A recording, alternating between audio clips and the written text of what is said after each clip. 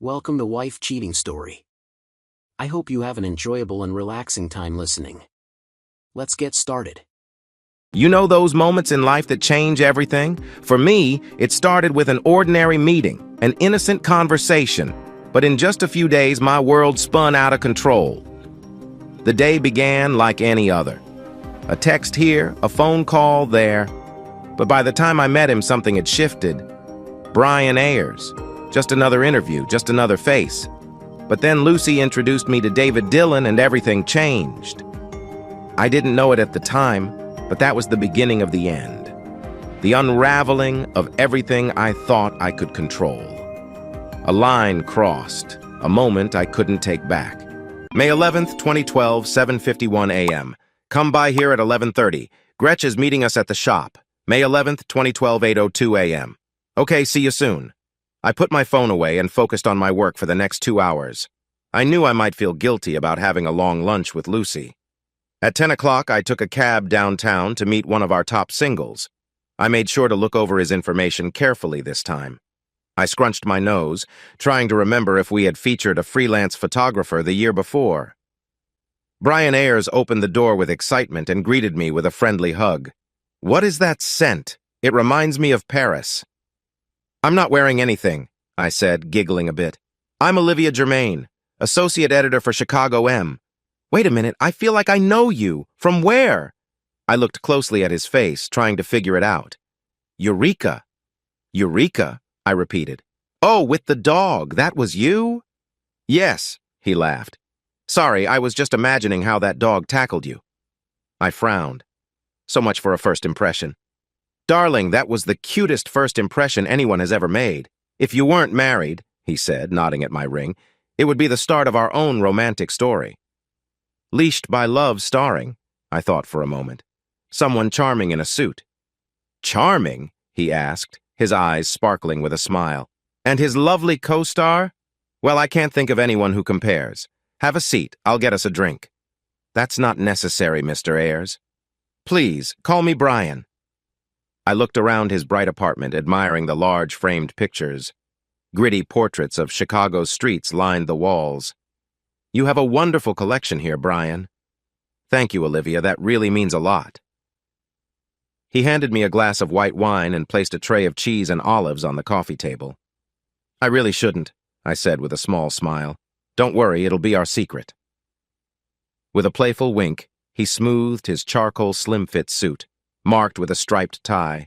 He sat across from me with his ankle resting on his knee, showing off his fun polka-dot socks. "Well, I understand why everyone says you're so charming. It's because you offer them wine right away," I joked. I took a sip from the glass, happy I decided not to bring Serena after all. He ran a hand through his long blonde hair, a look I usually didn't like, but he pulled it off well. "It's my little secret, but that's off the record. I wouldn't want anyone else to find out." "Noted," I said, taking out my notepad. "Before I forget, we're having a meet and greet for the participants in the article next week. I will have Serena send you the invite." "Sounds great, I've thought of someone. Lauren Bacall." "Sorry?" "The Voice, definitely. That's who I'm casting you as, a young Lauren Bacall." "I will take that as a high compliment. I haven't heard that before. I notice it more in how you act, but you do look like her. You have a lovely face, those cheekbones, and your eyes are so lively. Maybe I can take your picture someday." "Maybe," I replied, knowing that wouldn't happen. "So, Brian Ayers, how long have you been in Chicago?" Lucy's receptionist said she was with a client, but told me to go in anyway. I walked down the hall and knocked before peeking into the room. "Come in," Lucy said. I was surprised to see her kneeling beside David Dillon, fixing the hem of his pants. "Hey, Liv," she said, holding a pin. David looked up just as surprised as I was. "Hi, Luce." "Liv," she said, taking the pin and putting it into the fabric. "You remember David Dillon?" "Yes, I do," I said, clearing my throat. "David is going to be one of our most eligible bachelors next month." Lucy smiled brightly.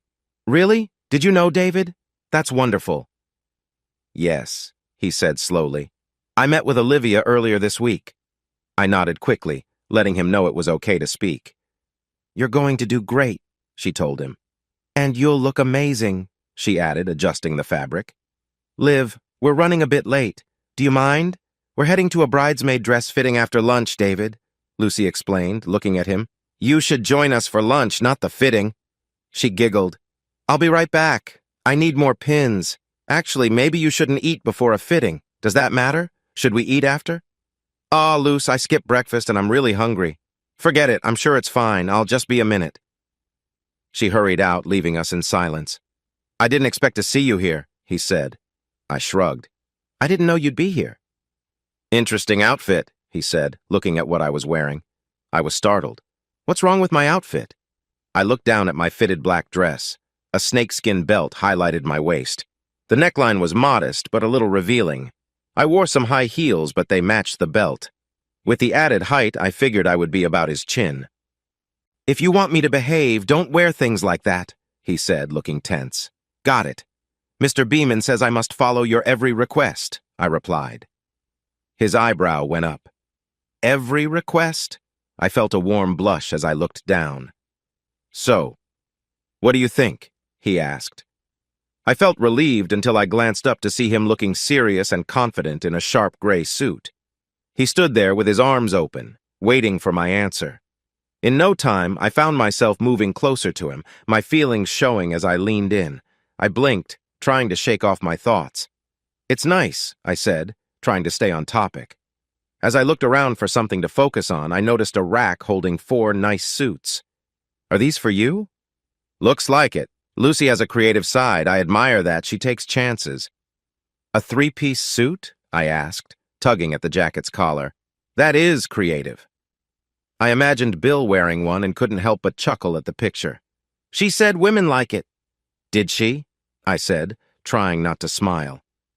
Lucy burst back into the room, guiding David toward the fitting room with another suit. I leaned back against her desk, nervously touching my earlobe as she rushed around me. I imagined his long arms behind the door, changing suits, and sighed, reminding myself to stay calm. This was becoming too much. What do you feel like for lunch? Lucy asked. What do you mean? Where should we eat? She lowered her voice. Do you mind that I invited him? I opened my mouth to say something. I knew I was right about you, Lucy, David said when he came back.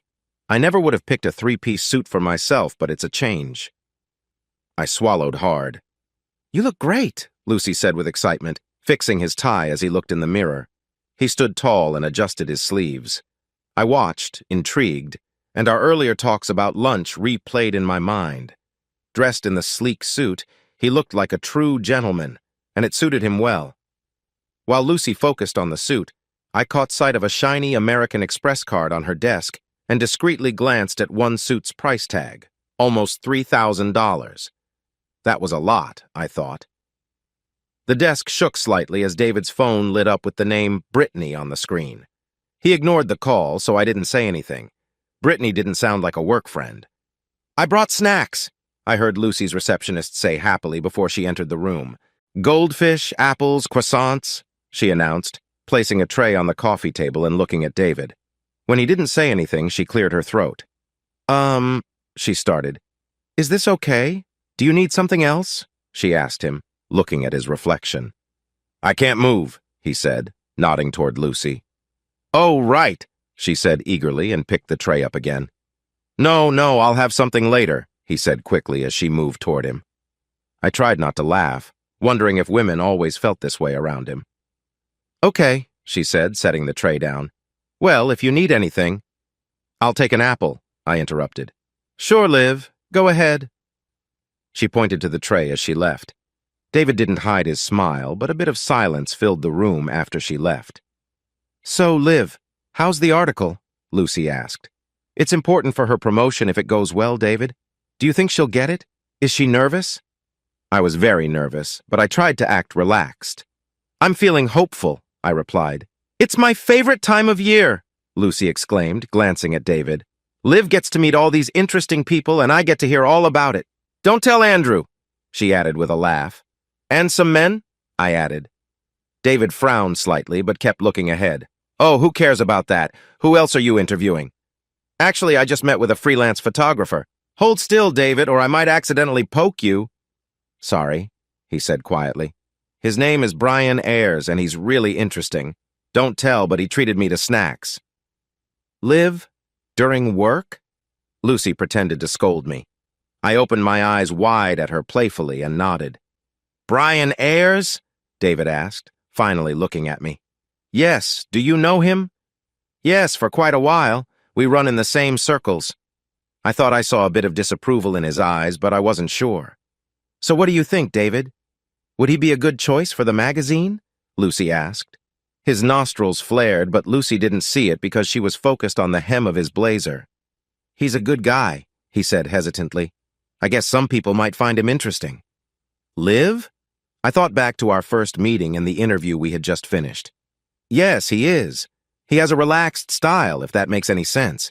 He seems like someone who enjoys the outdoors before heading to work. But since he's a photographer, he doesn't have a regular office schedule. I think that makes him a great fit for the article. He can reach different readers. Relaxed style, David chuckled. Maybe that should be the headline. David, can I ask you a few questions while I work? Lucy said. Liv, could you grab the clipboard from my desk and take notes? Oh, now I'm helping? I joked while searching for it.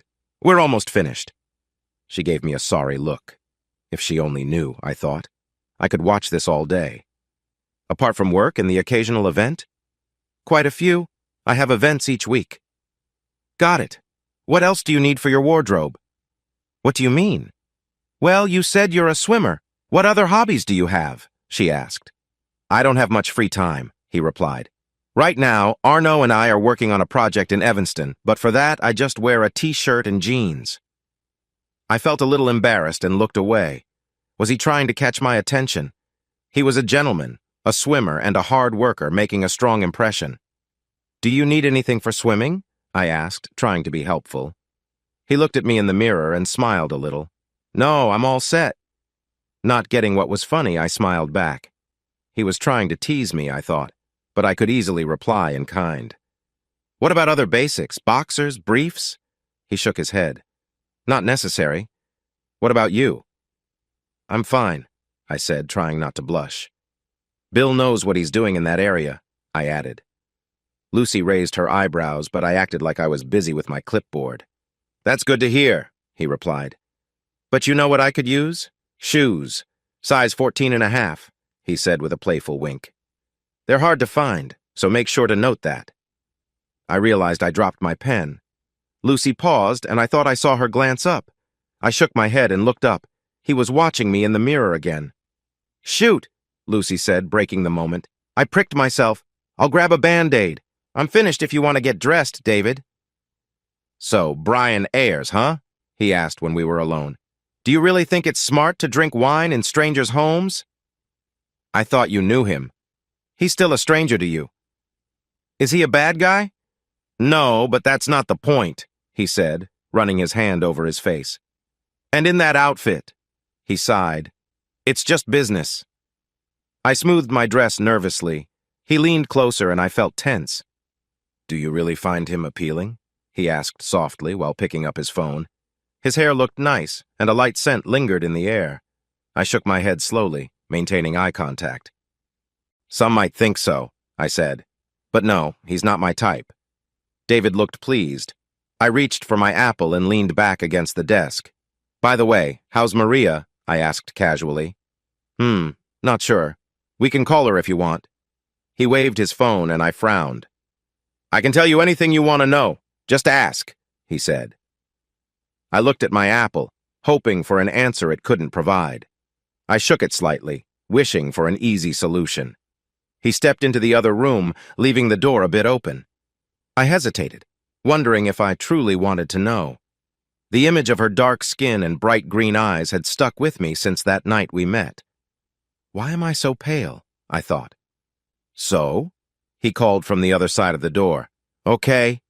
I took a bite of the apple and chewed slowly. Is she your girlfriend? No, he replied. Do you have a relationship? I heard him chuckle and then go quiet. Yes, he said after a moment. A mix of feelings stirred inside me. I tried to look away, but I noticed bits of his tanned skin through the small opening of the door. We have an understanding. We go out, and she joins me at some events. He paused. Sometimes we connect, but we don't have a commitment. Not committed? I asked, surprised. He stepped back into the room, crossing his arms and standing in front of me. No, he confirmed, looking straight at me. We see other people. I thought you didn't have casual relationships. It's not just casual, he said, raising his chin slightly. It's simple. I usually don't have time to look for new connections, but sometimes they just happen. Are you seeing others? Not at the moment, he said. But I can, and I do. I was unsure why his honesty surprised me. I always knew he favored casual connections.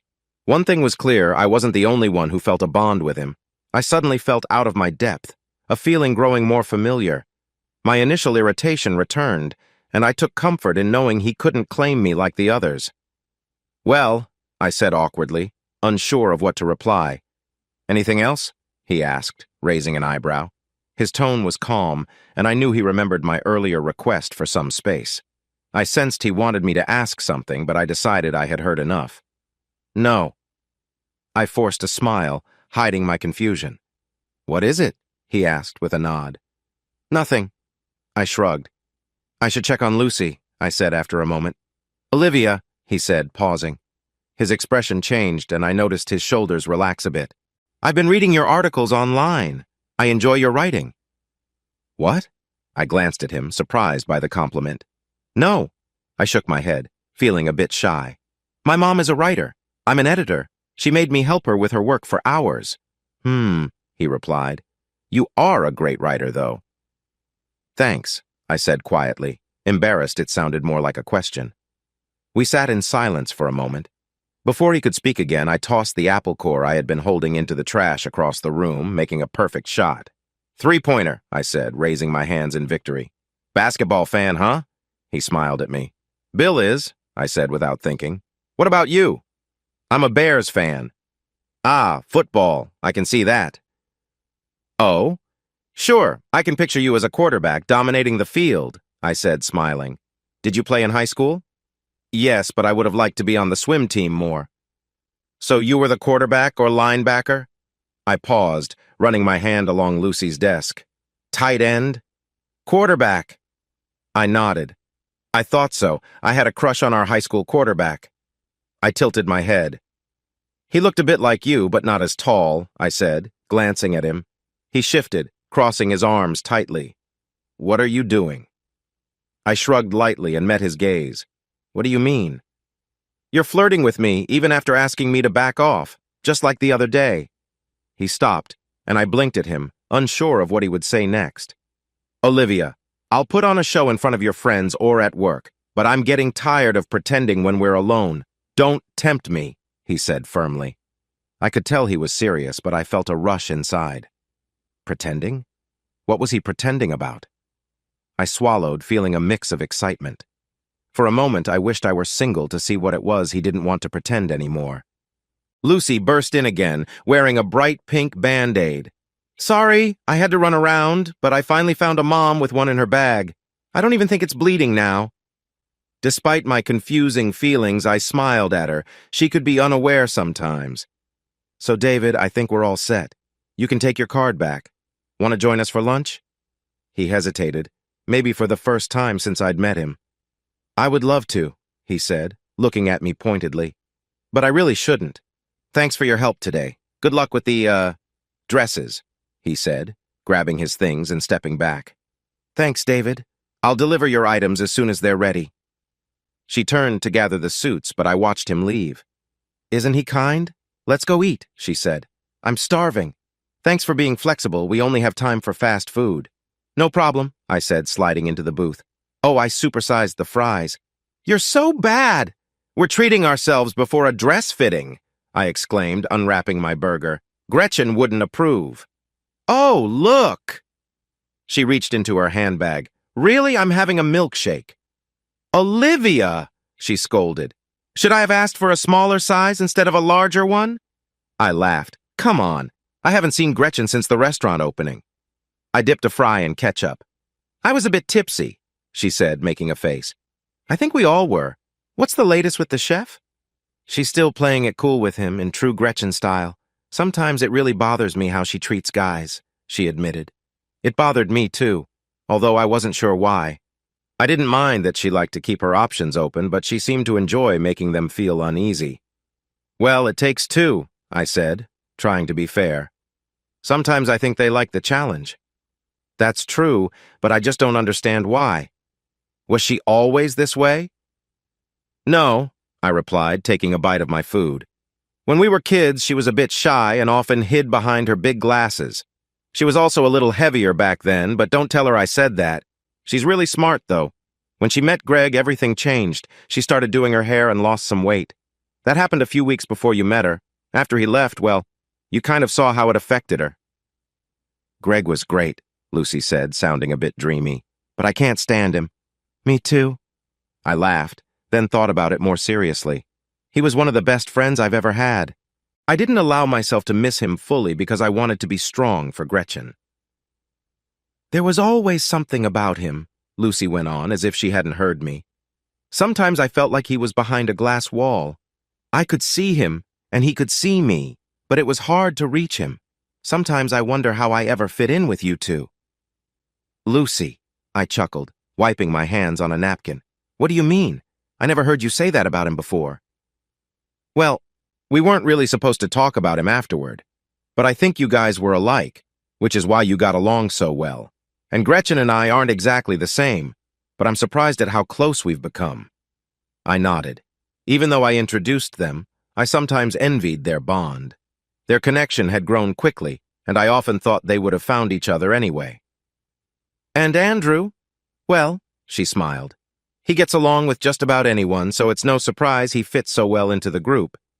I'm just glad I got to him first. He's a great guy, I agreed. But you two were meant for each other. Do you really think so? Definitely. Do you feel that way about Bill? She asked suddenly. I paused, unsure how to respond. Of course I do, Luce, but what do you think about Bill's role in all this? I teased. Bill? Well, he's...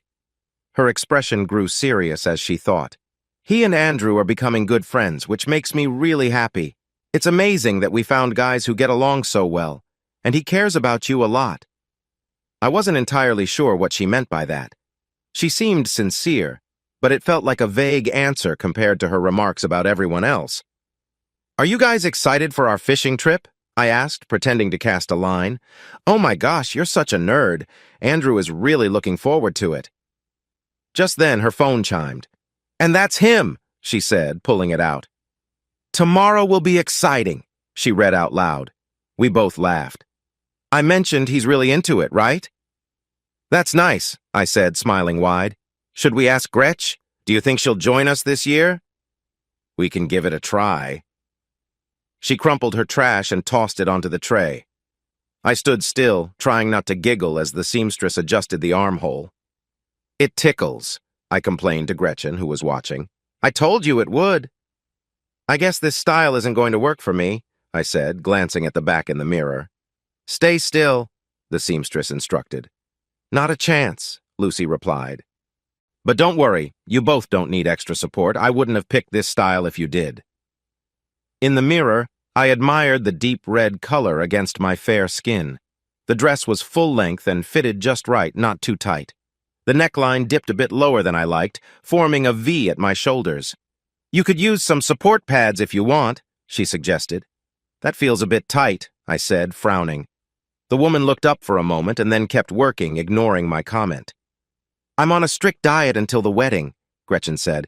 I want to look great in the photos. Oh, you'll look amazing, Lucy assured her. You both look even better in red than I expected. I'm good at this. Well, I hope so since it's your job, Gretchen pointed out. What about your dress? I haven't found it yet. Still searching. I've always known the colors I wanted, so your dresses were easy to pick. We should have a dress-finding party, I suggested. Let's bring some magazines this weekend. What's happening this weekend? Fishing, we said together. Do you want to join us? I asked. Lucy and I plan to relax with some wine and bridal magazines while our partners are out. No thanks. I have other plans, but have fun, she said, making a funny face. Well, you're just jealous that we'll be cozy while you're in heels. Forget it, I said, giving in. You win. Done, the seamstress said. You can change now. I changed out of the dress and checked the tag before handing it to her from the fitting room. I thought Bill wouldn't need to know about the cost until he figured it out on his own. There was no denying it. Lucy and I said goodbye to Gretchen and walked the short distance back to work. Having her office nearby brightened my day a little. "Oh, I have the car today. Want to ride home?" I asked. "How come?" "Bill had to leave the city for a case early this morning, so he shared a ride with a coworker. What do you say?" "Sure, if you don't mind." "Great. Text me when you're finished today." "So, my crown just came out," Lucy said as I walked into her office. I had decided to leave work a few minutes early, hoping to convince her to join me. She pointed to her mouth. "I think it was the apple. That's what I get for trying to eat healthy." "Ouch," I said, scrunching my nose and looking away. I always took pride in having my teeth in good shape because I regularly brushed and flossed. My dad had shown me pictures of dental work when I was a child to scare me into caring for my teeth. "I called the dentist and he can see me right away. It will only take about an hour to fix. I'm sorry, but go home, and I'll see you tonight." Just then, the phone rang loudly, making both of us jump. "I can't stand that phone," she said quietly. "I can drive you to the dentist," I offered. She glanced at the ringing phone. "What time is it? Wow, no one wants to stay even a moment past 5. "Oh, can I be your receptionist?" I joked, but I leaned over to pick up the phone. Suddenly, I blanked on the name of the company. "Personal Styling Department," I said, wincing as Lucy laughed. "Olivia?" I froze. "Yes? It's David. Dylan." Surprised, I sat down on the edge of the desk. "Oh, hello, David. How did you know it was me?" "With a voice like yours?" He chuckled. His comment reminded me of middle school, where kids often laughed at how I spoke. "What can I do for you?" I asked, clearing my throat. I wondered how many times I had asked him that before. "Actually, I was looking for Lucy." "Right," I said swiftly. I started to pass the phone, but he continued. "I have a bit of a situation." "Go on," I said, looking at Lucy. "Who is it?" she mouthed. "David Dillon," I mouthed back. She paused for a moment before continuing to pack her purse. "Something came up this evening. I've been invited to a formal gala at the Museum of Contemporary Art, but it's soon. My only tuxedo is in my New York apartment. I need to see if Lucy can find me one quickly, and I'll pick it up on my way." "Oh," I said. "Hold on." I pressed the hold button and repeated what he said. "Ugh," Lucy muttered, surprising me with her frustration. "My boss won't be happy." "Why? Where would you even get a tuxedo right now? Is he 6'3", 4? We have something that one of the bears wore to an event recently. He was about David's size. Not ideal, but it could work in a pinch. I can go to the dentist on Monday." "Well," I started, "maybe I can help." Lucy's eyes drifted up as she thought. "You could. That would be great, but you don't have to. I can set everything up and go to the appointment. You'd just have to wait here, give him the suit, and lock up." "I can handle that," I replied. "We probably won't leave for the cabin until 8 or 9 anyway." "Here, give me the phone," she said, taking it from me. "David, it's Lucy. Listen, I have an emergency dental appointment." "No, it's all right. I think I have an idea that could help. Liv says she will wait for you if you want to stop by on your way." She paused, and I held my breath. "Great. That sounds good." She looked at me. "She will see you in half an hour." I knew I should feel upset about the wait, but instead, I just felt nervous. My stomach was in knots and my mind was racing. I realized that a friendship with David might not be possible. What I felt that night at the theater was growing stronger. "Oh, no," she said quietly. "I don't have shoes or a shirt in his size." "Just go," I said, an idea coming to me. "I'll handle it." "Liv, you don't get it. David is a very important client. I can't mess this up." "Look, it's fine. I can call Jack, the bartender from your party, remember? He's our go-to when we need things at the office and is usually free." "There's a menswear house nearby," she said. "I know because Andrew is going there next week." "Perfect. Order something on your way and I'll have him pick it up while I wait for David." "You're a lifesaver," she said quickly. She rushed out of the office and then came back with the tuxedo. "Everything else is in this bag. Call me if there are any issues. I have to go or I'll miss my dentist appointment." "Go," I urged. Jack answered on the first ring and was ready to assist. Over the years, He'd become one of the few people who made my life easier. While I waited for him, I drank almost a whole bottle of water, used the restroom, and then had another one. My nerves were still buzzing. "You're the best," I said when Jack arrived about 30 minutes later. "You said that on the phone already," he replied with a small blush. "I can't believe I found you. Hope you didn't have plans." He opened his mouth, but I continued. "Thanks for helping out at Lucy's party. You were great. Did you meet anyone interesting?" "Of course. No one special, though." He smiled brightly. "I know, silly question," I said while unpacking the bag. "This looks nice," I said, admiring the shirt. He began just as the elevator dinged. "That's probably the client," I said. "Thanks again, Jack. I'll pay you for the extra time. Don't worry about it, Liv. Think of it as a favor. Some of us are going to Navy Pier for a drink later. You should join." I don't think so. Bill and I are heading north this weekend." Just then, David's tall figure appeared in the doorway. "Too bad," Jack said, almost bumping into David. Jack, with his neat blonde hair and strong presence, was popular at the office. They both wore light jeans and pullovers, but Jack didn't quite match up to David. "Jack, this is Mr. Dillon. Jack was nice enough to bring some things for your event tonight." "Nice to meet you," David said quickly, giving a brief handshake. Jack looked back at me. "Maybe next time, Liv," he said hopefully. "You have my number if anything changes." Once we were alone, I closed the door and focused on David. "So, here we are again. I think I will ask Lucy to start paying me." "He likes you," David remarked. "Oh, come on," I waved my hand, not believing it. "He doesn't. I'm not even sure he's interested in girls," I said, even though I knew he was. "He is, and he is interested in you." "And you know that after just a short time? He was being friendly at Lucy's party."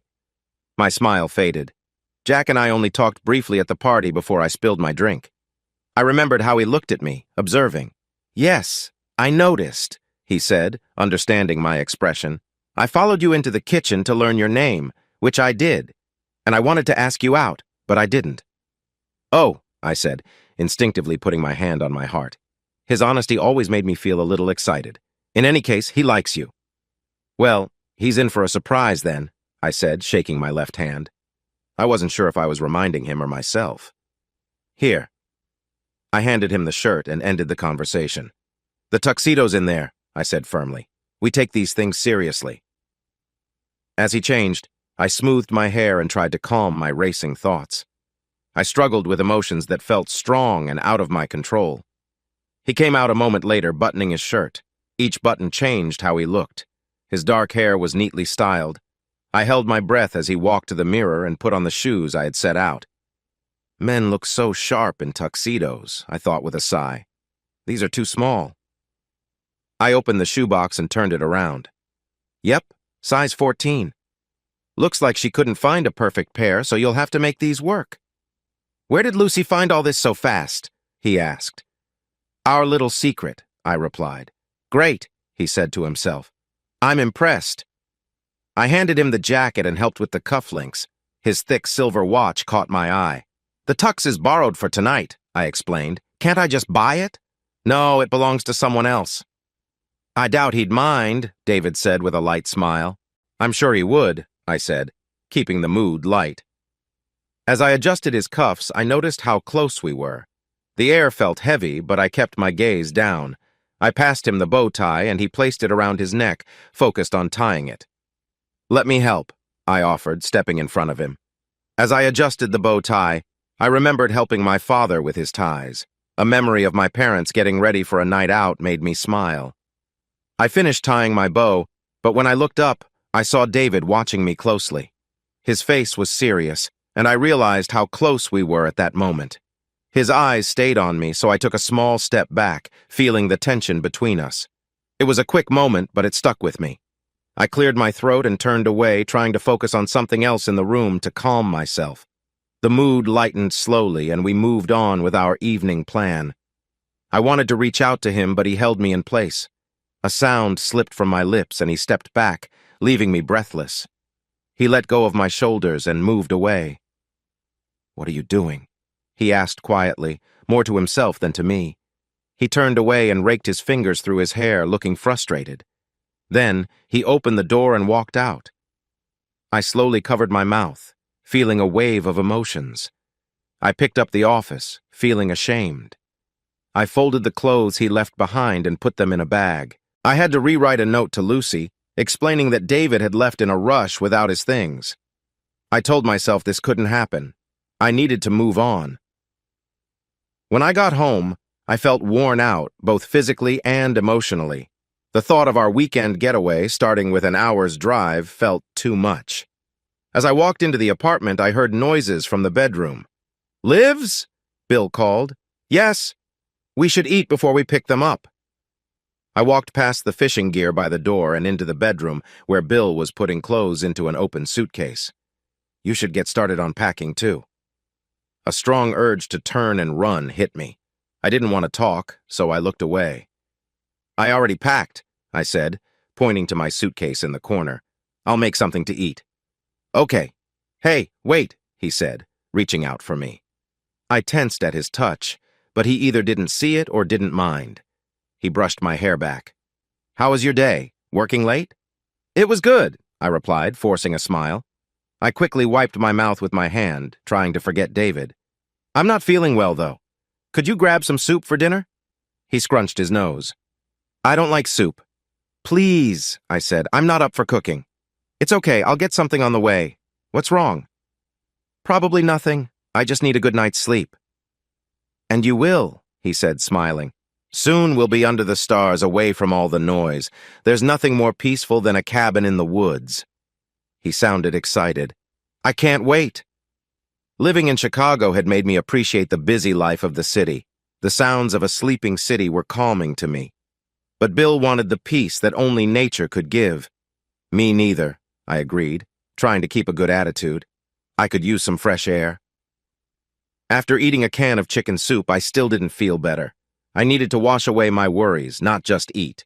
Even though Bill didn't like it, I turned on the shower. I promised him it would be quick.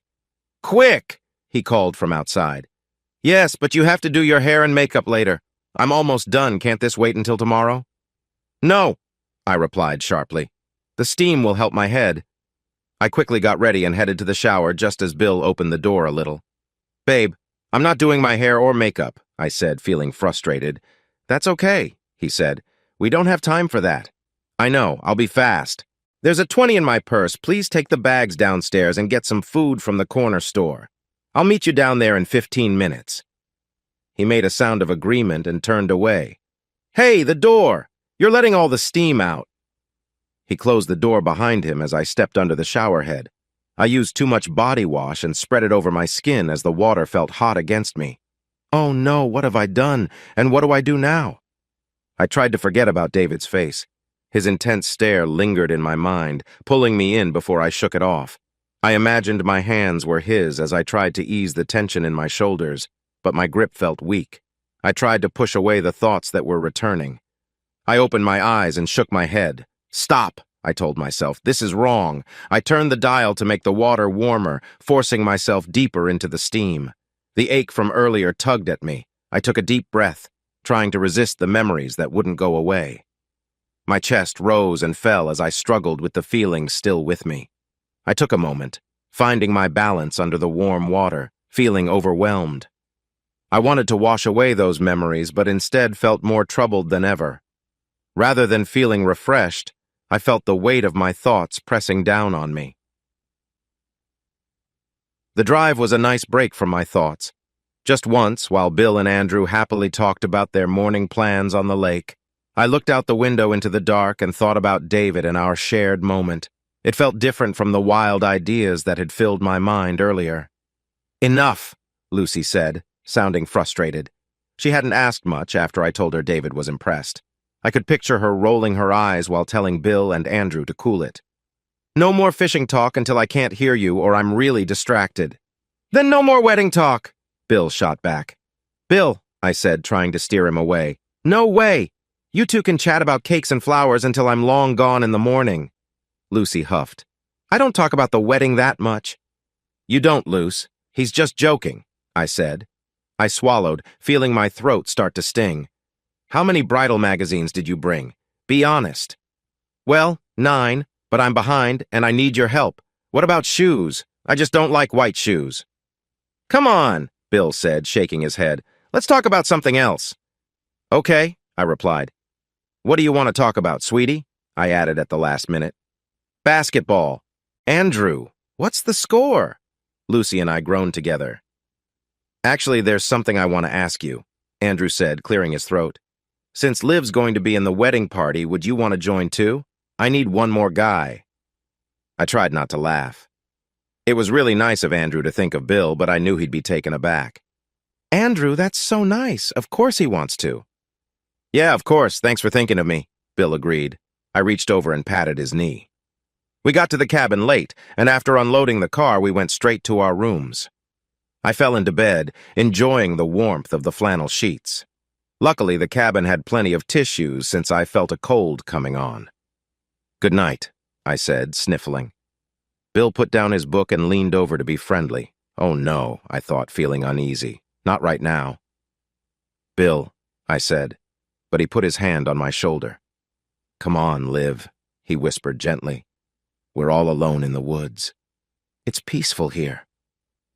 I decided not to mention that Lucy and Andrew were just a few steps away. I think I'm getting sick. You might catch it. What if you can't go tomorrow? He seemed to accept that, looking a bit sad, then wrapped his arm around me. All right. Good night. I let out a big sigh of relief. I quickly fell asleep, but I thought I heard him say, I care about you. The next morning, I dried off from a quick shower, put on a robe, and met Bill in the kitchen. He handed me a big mug. I held it close and breathed in the steam. Peppermint tea.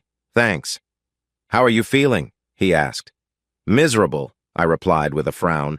Oh, no. He leaned in. I offered my cheek, but he pulled back and gently kissed my lips. Bill, I whined, scrunching my nose. I'm just not myself. He ran his hand through my hair. Take this, he said, giving me a bottle of medicine.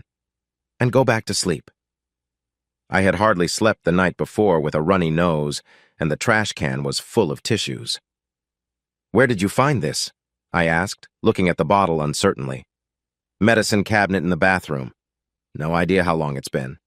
Andrew walked in cheerfully, looking way too happy for 5 in the morning. Have fun today, I said, my voice sounding a bit stuffy. What's up, Liv? Are you okay? No, I'm going to try to sleep a bit. I drank the green liquid quickly and, holding my tea, shuffled back to the bedroom. As I lay down on the pillow, waiting for the medicine to work, I was left with my thoughts. They took a different turn.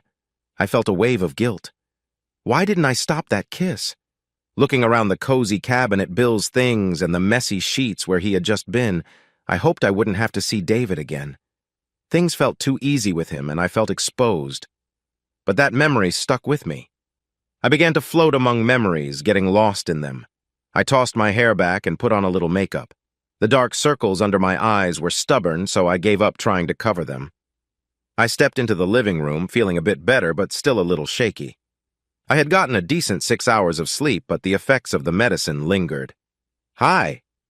Lucy looked up from her book. Hey, I said, putting a pot of water on the stove. How are you feeling? Could be better, but the medicine helps. Want some tea? Sure. The warm mug felt nice in my cold hands, and the peppermint was calming. What did I miss? Well, they caught a couple of fish last time I talked to Andrew. Salmon, I think. Whatever. I just spoke to Gretchen, too. She's still in bed, watching Friends, Lucy said with an eye roll. Ha, what did she do last night? Went to some big party at a museum. For work, I think. I perked up. Oh? Which one? I'm not sure, she shrugged. She mentioned Kristen Chenoweth and Derek Rose were there and said she has some gossip for us in person, someone she met and clicked with. Oh, right, it was the Museum of Contemporary Art. I forced a nod, but inside I felt a wave of emotions. What were the chances, I thought? There had to be so many people there. Did Gretchen and David? Would he do that to show something? I clenched my jaw, thinking about how well they'd match his charm and her sweet looks. They seemed to be at all the same events. My stomach twisted at the thought of them together. Lucy didn't seem to notice when my face lost color. Anyway, have you read this? She asked, holding up her book. No, How is it? I had read it but appreciated the chance to gather my thoughts. I reminded myself that my feelings were not necessary and that I couldn't change anything. Gretchen had made it clear she liked David, and she usually got her way. "Rummy?" Andrew said, putting down his cards on the dining table. We all sighed and put down our cards. "I'm done," Bill said, leaning back in his chair. "That's 3 losses in a row. Let's switch to something else. Something Andrew isn't great at." "How about Texas Hold'em?" I suggested. "You'd like that, wouldn't you?" Andrew replied with a playful smile, narrowing his eyes at me. "Yeah, sounds good." "Can you get it, please?" Bill said, pulling on my sweatshirt. "I think I have a poker set in the car." "You do?" Andrew asked, looking surprised. "Oh, you might be right. Should I get it?" I teased, noticing Andrew's expression change. "No way. Andrew was grumpy for a week after the last game," Lucy said. "You don't like losing much, huh?" I asked as I shuffled the deck. "I don't like losing $100, especially not 200 with Lucy," he answered. "But I used it to buy the most beautiful leather jacket," I said dreamily. Bill smiled and gave me a quick, gentle kiss on the cheek. I leaned closer to him, enjoying the moment.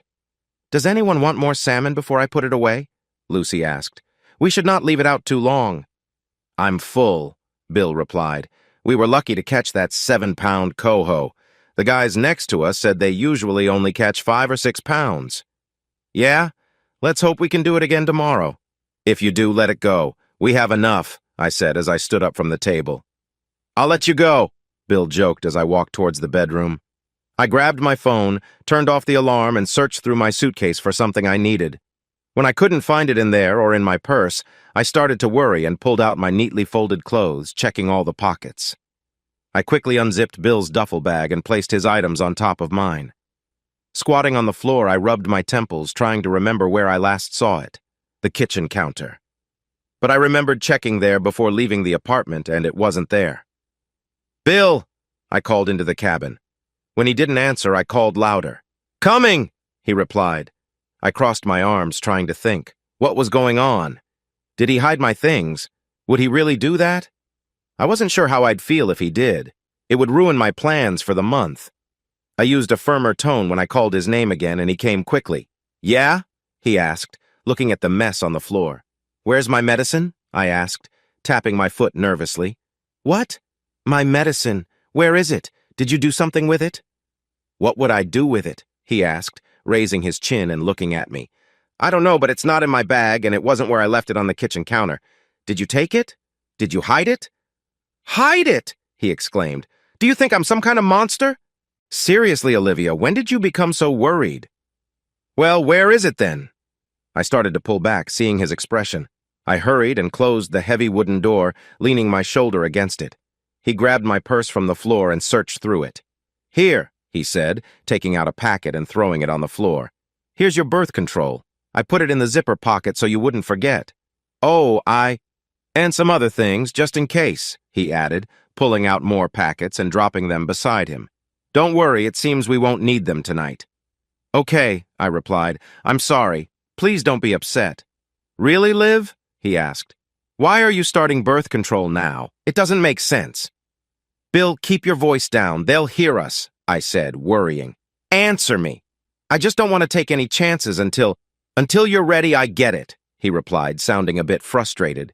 "How could you think I would do that?" He paused, and I could see he realized something. "You're acting like your mother."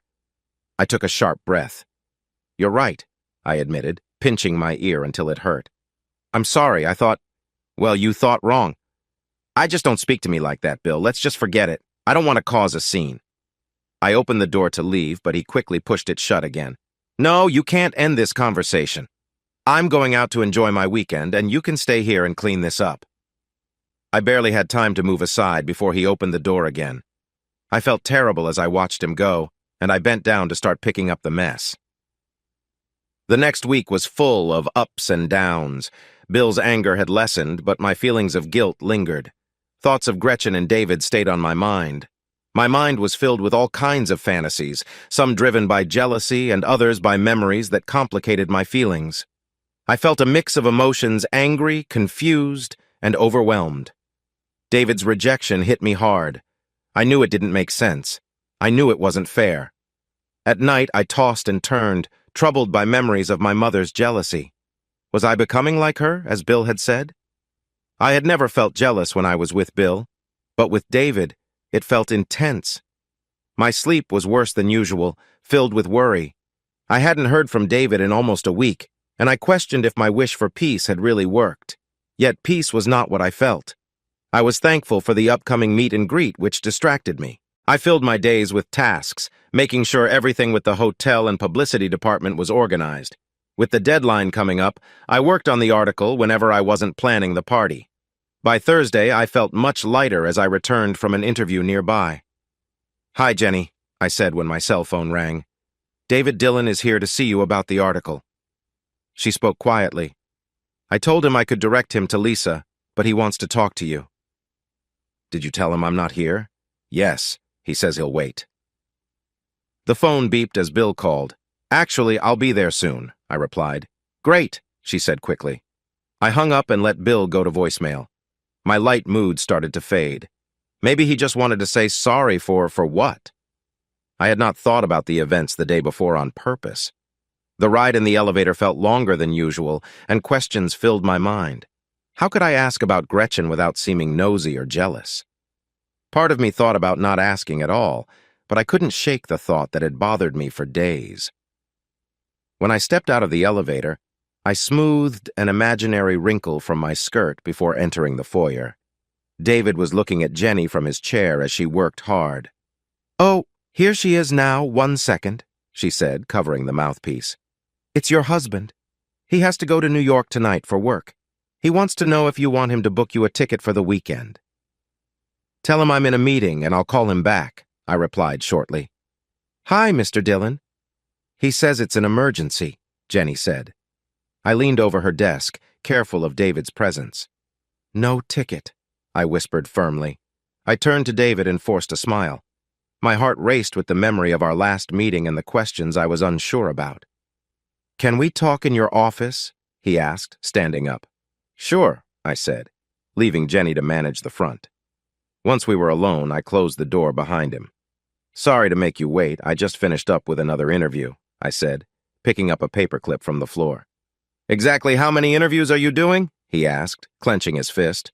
"Never mind.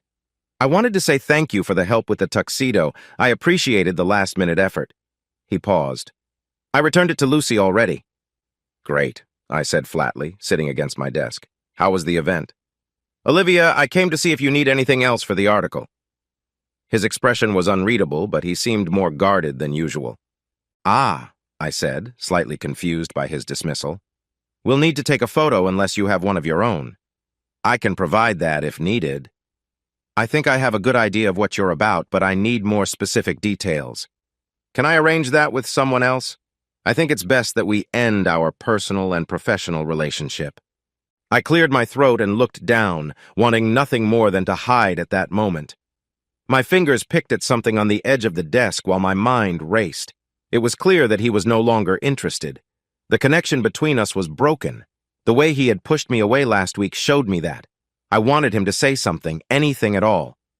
"Is this about Gretchen?" I asked, quickly regretting it. "What?" "Never mind."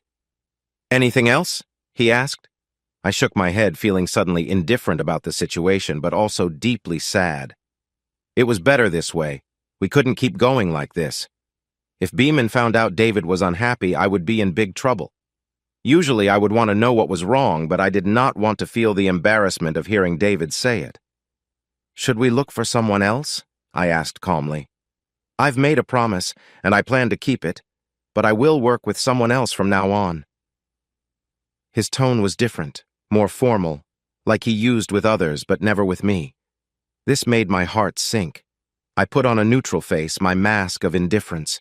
My usual coping skills, which I had built since I was 13, had let me down this time. "Yes, I understand," I said carefully. It was hard to find the right words, but I hid my feelings behind my mask. "I'll set it up." I crossed my arms and waited, and we fell silent for a moment while he looked at me. "Anything else?" I repeated his words without sounding mocking. "No," he finally said. "I guess that's it." I turned away so I wouldn't see him leave. After a moment, I heard the door close. With a deep sigh, I rested my head in my hands. I felt burdened by guilt and confusion. The emotional roller coaster I had been on was wearing me down. Feeling drained, I locked the door and lay down on the couch to think. When I awoke, the office was dark, lit only by amber lights outside. I tried to remember when I had fallen asleep. I glanced at my watch. 10 o'clock. I put my shoes back on, but decided to grab some comfortable flats from my desk drawer. I tossed my heels in my purse and headed for the elevator. Bill must be worried, I thought. Why didn't he call the office? I closed my eyes and leaned against the elevator wall, realizing he was in New York. I walked past an empty security desk and stepped out of the building into a strangely quiet night. I often worked late, but being in the loop at this hour felt different. It was dark and still, with only an occasional light from an office, and I felt slightly dazed. As I reached the curb to hail a cab, something caught my attention across the street. A man leaned against a street lamp. I didn't recognize him, but he seemed familiar in some way. As I looked closer, I saw him pull away from the pole, and I had a strong sense of familiarity.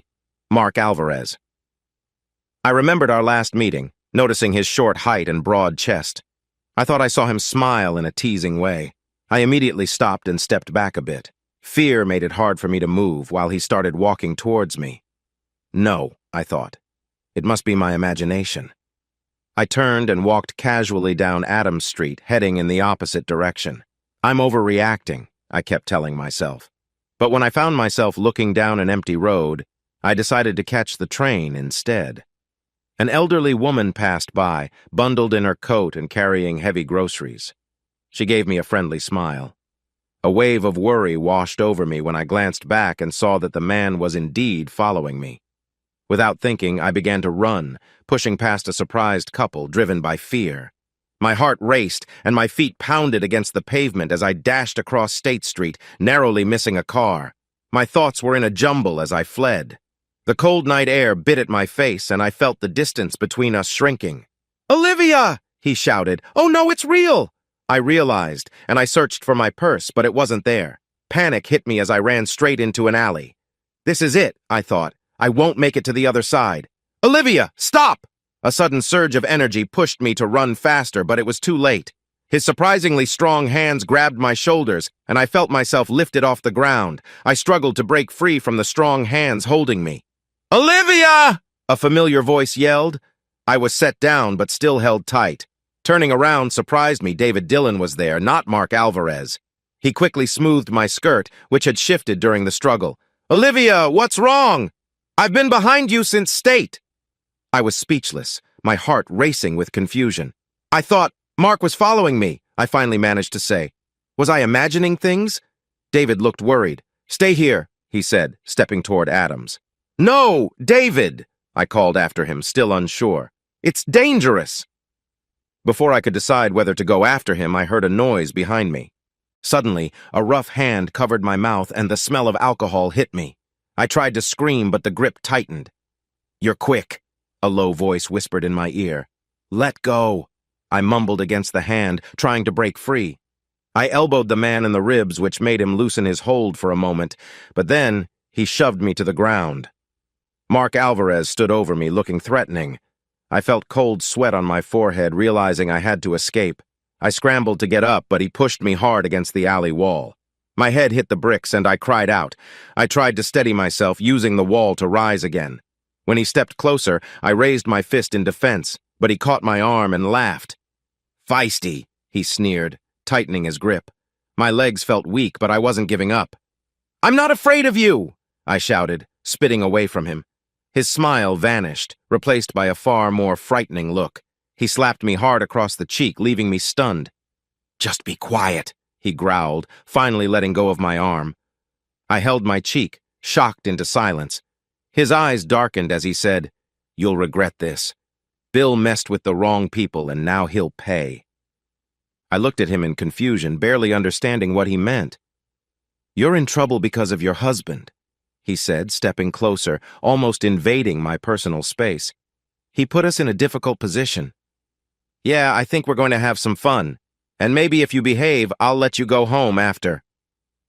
"Bill's not home," I said, trying to stand my ground.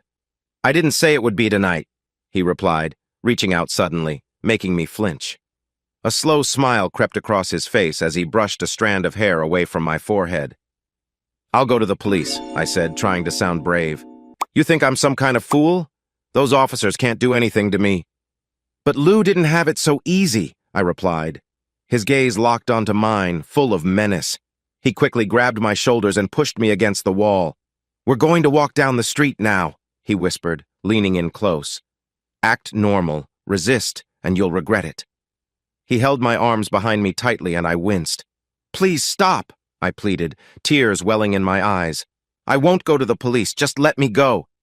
Relax. You're going to enjoy this, I promise, but one wrong move and it's over for you, and then I'll find your husband. He suddenly turned at the sound of footsteps, and relief washed over me knowing David had returned. But along with relief came fear for David's safety. I turned just in time to see Mark reaching for something. David lunged at him, and Mark fell back as David tackled him, pressing me against the wall. In the dark, David struggled with Mark while I desperately looked for the object Mark had dropped. The sound of metal hitting the ground startled me into action. I reached for it, but just as I was about to grab it, a hand shot out and snatched it away before I could. Stay back, Olivia! David stood up quickly. Stay back, he repeated, facing the person threatening me. He looked calm and ready, like he had dealt with situations like this before. His suit seemed fine, but his hair was messy, and he was breathing fast. Who are you? Mark asked as he tried to stand. David, please, I said, holding back tears. Be careful! Get back! He shouted firmly. I stepped back, keeping my eyes on him. Just then, I heard police sirens getting closer. Mark backed away and raised his hands. Hey, man, he said to David, looking uneasy. I don't want any trouble. I promised to leave her alone. Just let me go before the cops get here. David moved closer, pushing Mark against the wall. I gasped as he held him firmly. If you come near her again, he warned quietly, you'll regret it. I have connections with the police, Mark said, suddenly sounding braver. He looked at David boldly. I'll be gone tonight, but I will return. Even in the low light, his arrogance was clear, and I felt a rush of relief hearing the sirens getting closer. The sound of a gun indicated the tension in the air. I couldn't see David's face, but I could feel his anger. David, I said, trying to stay calm. Stop. The police are almost here. I saw him relax a little as he stepped back. He turned Mark against the wall and kept control until 3 officers arrived, followed by a large man in a suit that didn't fit well. I leaned against the wall, feeling overwhelmed. My cheek hurt, and I winced when I touched it, shocked to see blood on my fingers. Are you okay, David? One of the officers asked. I tried to lean on the wall for support and ignored the thought of blood. Yeah, Cooper, he replied, letting Mark go to another officer. They talked quietly before David turned to me, loosening his tie. Well, Mark Alvarez, Officer Cooper said firmly. Lou won't be happy about this visit. They laughed as one of them put handcuffs on Mark. Are you hurt? David asked as he stood close to me. I instinctively took a step back just as Cooper approached. Are you all right, miss? He asked, concern on his face. Yes, I'm fine, I said, keeping my voice steady. Thank you for coming. How did you know? I called him, David said. Is this yours? Another officer asked from the street, holding up my purse. I touched my side and realized I had dropped it. I thanked him as he handed it to David. Detective Cooper, what happened here? He asked.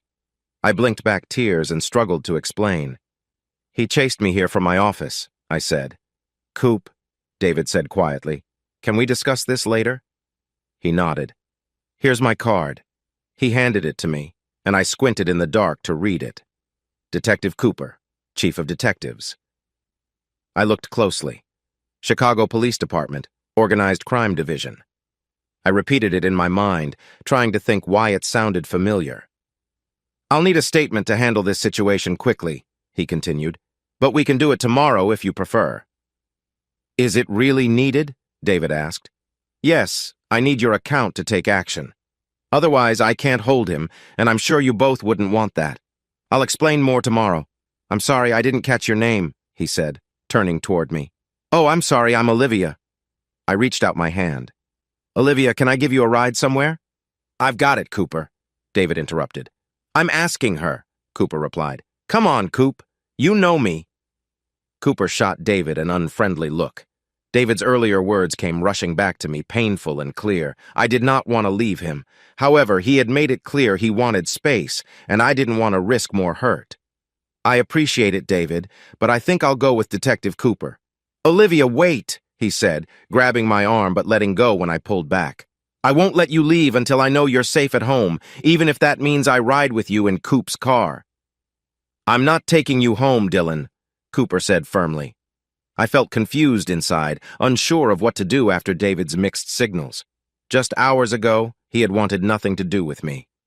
If you're sure, Detective, I don't want to trouble you. I can go with David. Are you positive? It's no trouble at all. David crossed his arms and waved his hand. You heard her, he said. I nodded tiredly. Okay. Cooper relaxed his shoulders. If you need anything else, just call me, he insisted, keeping his gaze on me. I'll check in tomorrow, Fish. He lightly patted David's shoulder. They said goodbye, and Cooper hurried to catch up with the other officers. David surprised me by pulling me into his arms. Despite my worries, I felt a little more at ease in his hold, safe from everything outside. Just relax, he whispered kindly. I tried to loosen up, resting my head against him. Oh, I pushed him away a bit, not wanting to make things complicated. I don't want to be a bother. He gently touched my cheek, but I flinched and moved back. Did he hurt you? I didn't respond. He closed his eyes, sighed, then opened them again, close enough for me to feel his tension. He rubbed his nose and looked away. I should have dealt with things better, he murmured to himself. I could see he was frustrated. I'm taking you to the hospital, he said finally. No, I replied firmly. I'm okay. Okay? He asked, surprised. You're shaking. I hadn't noticed until he held me. I'd started to tremble. I'm really okay, I insisted, trying to sound calm. I'm just scared. He pulled me close again, running his hand gently over my back. After a moment, he gathered my hair, tying it back loosely. He pulled gently, so I looked up. With his other hand, he lifted my chin a bit higher to see better. As my head tilted back, I looked away, feeling unsure of where to focus until he let go. It's just a small cut, he said, licking his finger and carefully wiping away some blood. I felt relieved and nodded quickly. Does anything else hurt? He asked. I hesitated. Olivia. Well, not really, I lied, touching the back of my head. The more the adrenaline faded, the more it hurt. Come on, we're going to the hospital, he said. No, I begged.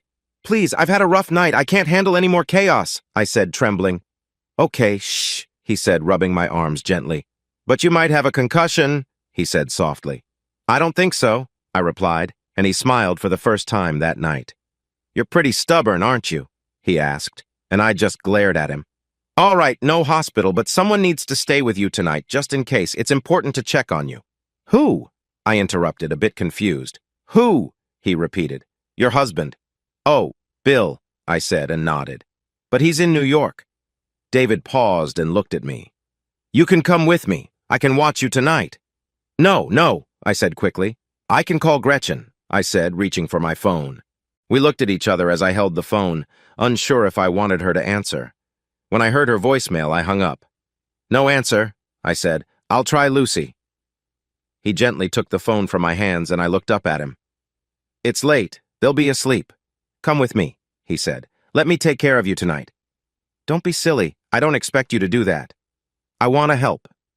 What about what you said before? Forget it. We can talk about it tomorrow, he said with a goofy smile. He put his arm on my shoulder to guide me outside, but I stepped away. Don't, I said, moving out from under his arm. I can't forget it. I'm not going home with you. I'm sorry if I upset you, he said. But I meant what I said. I needed to be clear about things. So?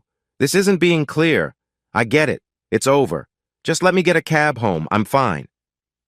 I just said, Olivia. His voice changed to a more serious tone. I won't let you go by yourself, especially now that I know you're hurt. We can talk about everything tomorrow. Let's just get through tonight. I sighed. His expression changed from frustration to concern, then softened. I finally agreed but kept a little distance to feel comfortable. I hope my car is still there, he said as we walked. Huh? That was my car you almost hit. I jumped out to catch up to you. Oh, I replied, a bit distracted. In my flustered state, I didn't even notice any cars. I followed him, too tired and on edge to say no. He opened the door of the Porsche for me, and we didn't say another word. My mind raced as I thought back over the night, but all I really wanted was to lie down. David parked in his spot under the building, and I followed him to a set of double doors. He held a key card that beeped as it unlocked, letting us into a nice marble elevator area. David gently placed his hand on my back, guiding me to the farthest elevator. "Good evening, mister." "Dylan," said a serious-looking man at a security desk. He glanced at me with curiosity, and I felt a bit awkward. I soon realized his expression was not about me, but because he probably recognized many people who came with David. "Gorman," David nodded in greeting. "Is everything okay, sir?" "Yes, thank you. Just a small issue near my office, but it's all sorted out." "It was my fault, really," I said, reaching out my hand. "I'm Olivia." "Nice to meet you, miss," he responded, surprised as he took my hand. "I doubt that, but it's wise to be careful out here at night," he added. "Should I send anything up for you?" "We're all set," David replied. I felt his attention on me as we entered the elevator, but I stood with my arms crossed, watching the numbers rise until we reached the top. The penthouse. I wondered about his job and how much he earned. The doors opened to a neat marble foyer with one door. I noticed David's broad shoulders as he unlocked the door, realizing he must be tired too. "Make yourself at home," he said, tossing his keys onto a round table by the entrance. He gestured toward the living room before going through another door. Once inside, it took me a moment to see everything. I took off my shoes and stepped onto a soft ivory carpet. 3 steps led down into a cozy, sunken living room, decorated with 2 dark green couches and a brown chair. A simple stone wall held a warm fireplace that stood out as the room's main feature. A glass coffee table, made from the same dark wood as the floor, held 3 small, colorful sculptures and a stack of design books. The room was well designed, but felt welcoming, unlike some fancy places I had seen. The highlight was the tall windows that offered a view of Lake Michigan between smooth columns. "It's not what I expected," I called out. I looked out from the 84th floor and admired the high ceilings with dark wood beams. "Not modern enough for you?" he replied from another room. I smiled a little to myself. "Ah, finally, a smile," he said as he came back into the room. "Come," he said as he walked towards the couch. I followed him, but before I could sit down, he gently touched my chin and lifted it a bit. "This might sting a little," he mentioned, showing me a towel with ice. I nodded as he carefully placed the ice on my cheek, shifting between my eyes and the towel. I took a deep breath as he adjusted it. "Sorry," he said softly. "It will help." After a moment, he added, "You must be tired." I frowned at him. Not the best choice of words. I chuckled lightly, then winced. "I didn't ask if you were okay. Did he hurt you?" He seemed unsure. "No, I'm fine." "A real hero," I said, trying to smile as much as I could. "Not really," he replied, but there was a hint of color on his cheeks. "Well, maybe. Do you know how hard it is to run after someone in dress shoes?" I think I laughed, but it brought a heaviness to my heart, running and catching. The words echoed in my mind, making me think of the night's events. "Here, hold this for a moment," he said, pulling me from my thoughts. He soon returned with 2 pain relievers and a glass of water. I handed him the towel and gratefully took the medicine, hoping for relief. "Let's get you into the guest room," he suggested, and I looked up quickly. He rolled his eyes. "I have a guest room for you to stay in." "Of course I know." A nervous laugh escaped me. He guided me to a simple guest room that was nice but felt less cozy than the rest of the apartment. It had a bed, nightstand, and dresser, but didn't have the warmth of the rest of the place. "There's the bathroom," he said, pointing to a door at the far side of the room. "I'll get you something more comfortable." "Oh, that's not necessary. I can just sleep in this," I replied, but he had already stepped out. I made my way to the bathroom to freshen up. After splashing my face with warm water, I looked at my reflection. He was right. The cut was small, and most of the blood had washed away, but I could already see a bruise beginning to form around it. I quickly ran my fingers through my hair, being careful of the sore spot on the back of my head. I wiped some dirt from my collarbone, but there wasn't much I could do about the dark circles under my eyes. I felt more like someone who had just come from a rough place than a guest in David's neat home. He appeared in the bathroom doorway and took a look at me. "I'm a mess," I said, pouting. "Yes," he agreed, and I stuck out my bottom lip more. "Yet somehow you still look lovely." It was my turn to roll my eyes. "This is all I have," he said, handing me a folded shirt and shorts. "They might be a little big," he tried to hold back a laugh, "but it's better than nothing." I raised my brow at him, and he turned a bit red. "Well, it's not better, never mind." I thanked him and took the clothes. "Can I have some more water?" I asked. "Sure." I felt sore, so I took my time getting changed. I took a quick sniff of my shirt, and it smelled fresh. When I came out, he was placing a glass of water on the nightstand. "How's this for fancy?" I joked. "Why do you keep rolling your eyes?" he asked. "Because it's silly. Some people really believe in it, though." "You really do look nice." I looked down at myself and started to laugh. He smiled in a way that made my heart race. My laughter faded as he looked at me thoughtfully. I bit my lip, feeling both shy and flattered. I wore a big t-shirt and shorts that were too loose, but under his gaze, I felt different. "One day, I'll tell you how lovely you look right now," he promised.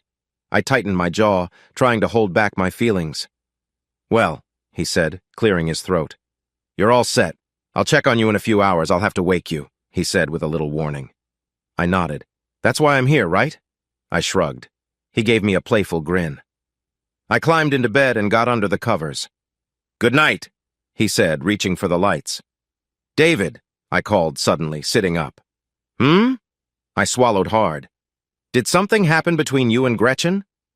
"What do you mean?" "At the MCA event. Did anything happen?" He burst out laughing, but when he saw I was serious, he stopped and looked concerned. "Really?" I nodded firmly.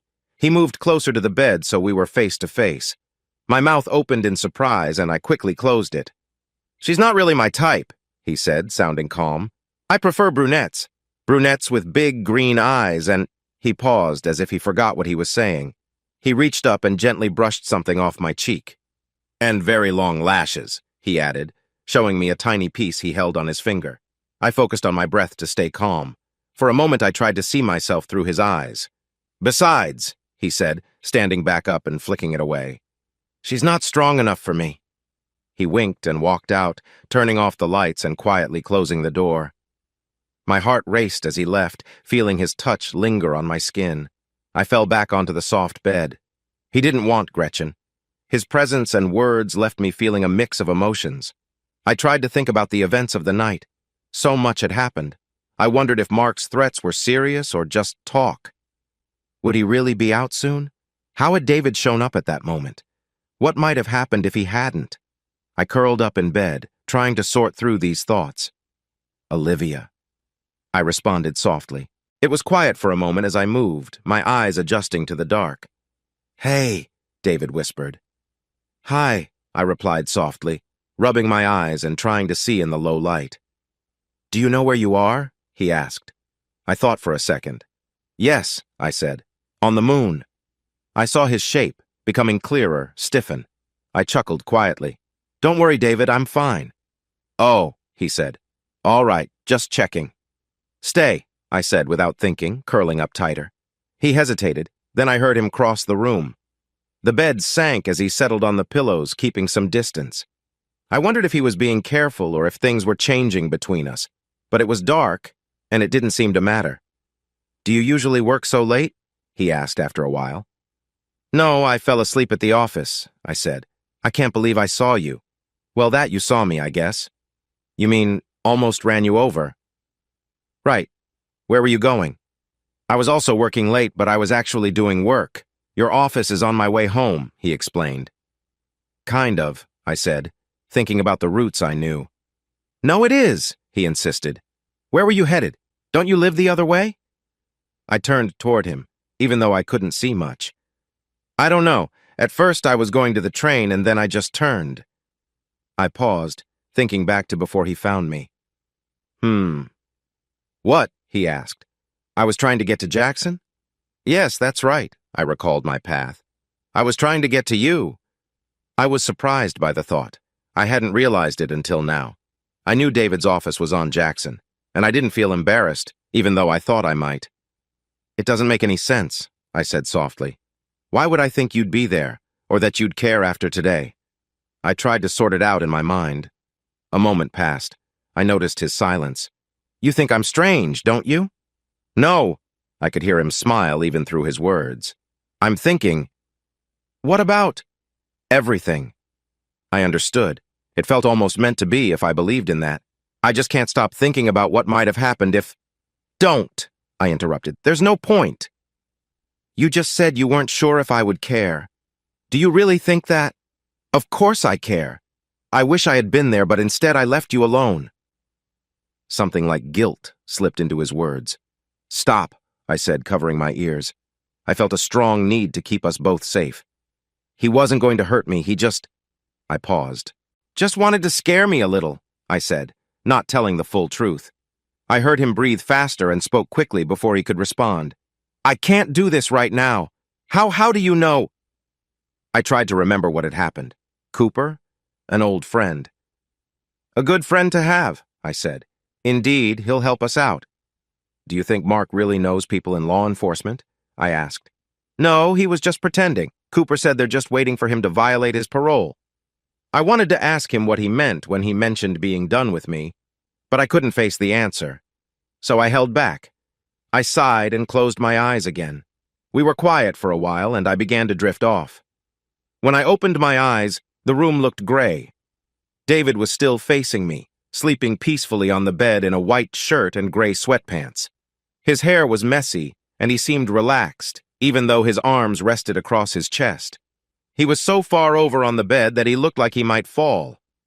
I wondered what it would feel like to reach out and touch him, to pull him closer and enjoy that moment together. A feeling stirred in me, less urgent than before, but deeper. I found myself thinking about how things could be different. Maybe he would turn to me and continue our earlier conversation, sharing something important. My heart beat a little faster. Just then, he shifted and opened his eyes, and we locked gazes. Do you know where you are? I joked. He smiled. How do you feel? Good, I said genuinely. I slept better than I have in a long time. He nodded and stretched, leaning over to check the clock. What time is it? 6:35. I have to go, I said, still not moving. Call in sick. You can stay here today if you want. I don't think that's a good idea. Besides, the party is tonight. I grimaced as I sat up carefully, feeling a bit sore like after a good workout. I looked around the room to find my clothes. He inhaled sharply, and I noticed a slight wince on his face. What? You have some bruises, he said as he sat up beside me. He moved closer and examined my cheek, gently holding my chin. I was surprised to feel comfort in this moment. The cut looks fine, but your cheek is pretty bruised. He shook his head slowly. Poor girl, he said while brushing my hair away from my face. For a brief moment, we just gazed at each other, his hand lingering near me. I wished that I didn't have to leave. The memory of our shared moments came flooding back, even stronger with him so close, and I felt my lips slightly quiver. I quickly pushed the thought away, but a small sound slipped out. Right, he said as he got off the bed. Can I get ready here? It would save me a trip. Of course, he said with a bright smile. He seemed more than happy to help me with anything I needed. Lucky is the person who gets to be with him, I thought. I pulled the covers off and got out of bed, my legs floating in his long ta-shirt that barely reached my thighs. Oh no, I said, feeling shy and trying to cover up. I must have kicked off my big shorts during the night. Olivia, he said, looking at me. I'm trying to be good, but this is tough. We shared a laugh and he turned to leave the room, covering his eyes. Your clothes are around here. Get dressed and take your time. I giggled as he closed the door. After a quick wash, I put on yesterday's outfit. I was glad to find some makeup in my purse and tried to look nice. I never left home without my travel hairbrush, so I managed to twist my hair into a bun. I looked at the bruise on my arm, hoping makeup would cover it, but I eventually gave up and went to meet him in the kitchen. He wore a faded t-shirt and gray sweatpants that hung low, showing a bit of skin as he took 2 glasses from the cupboard. You have a lovely place, I said, looking around one last time.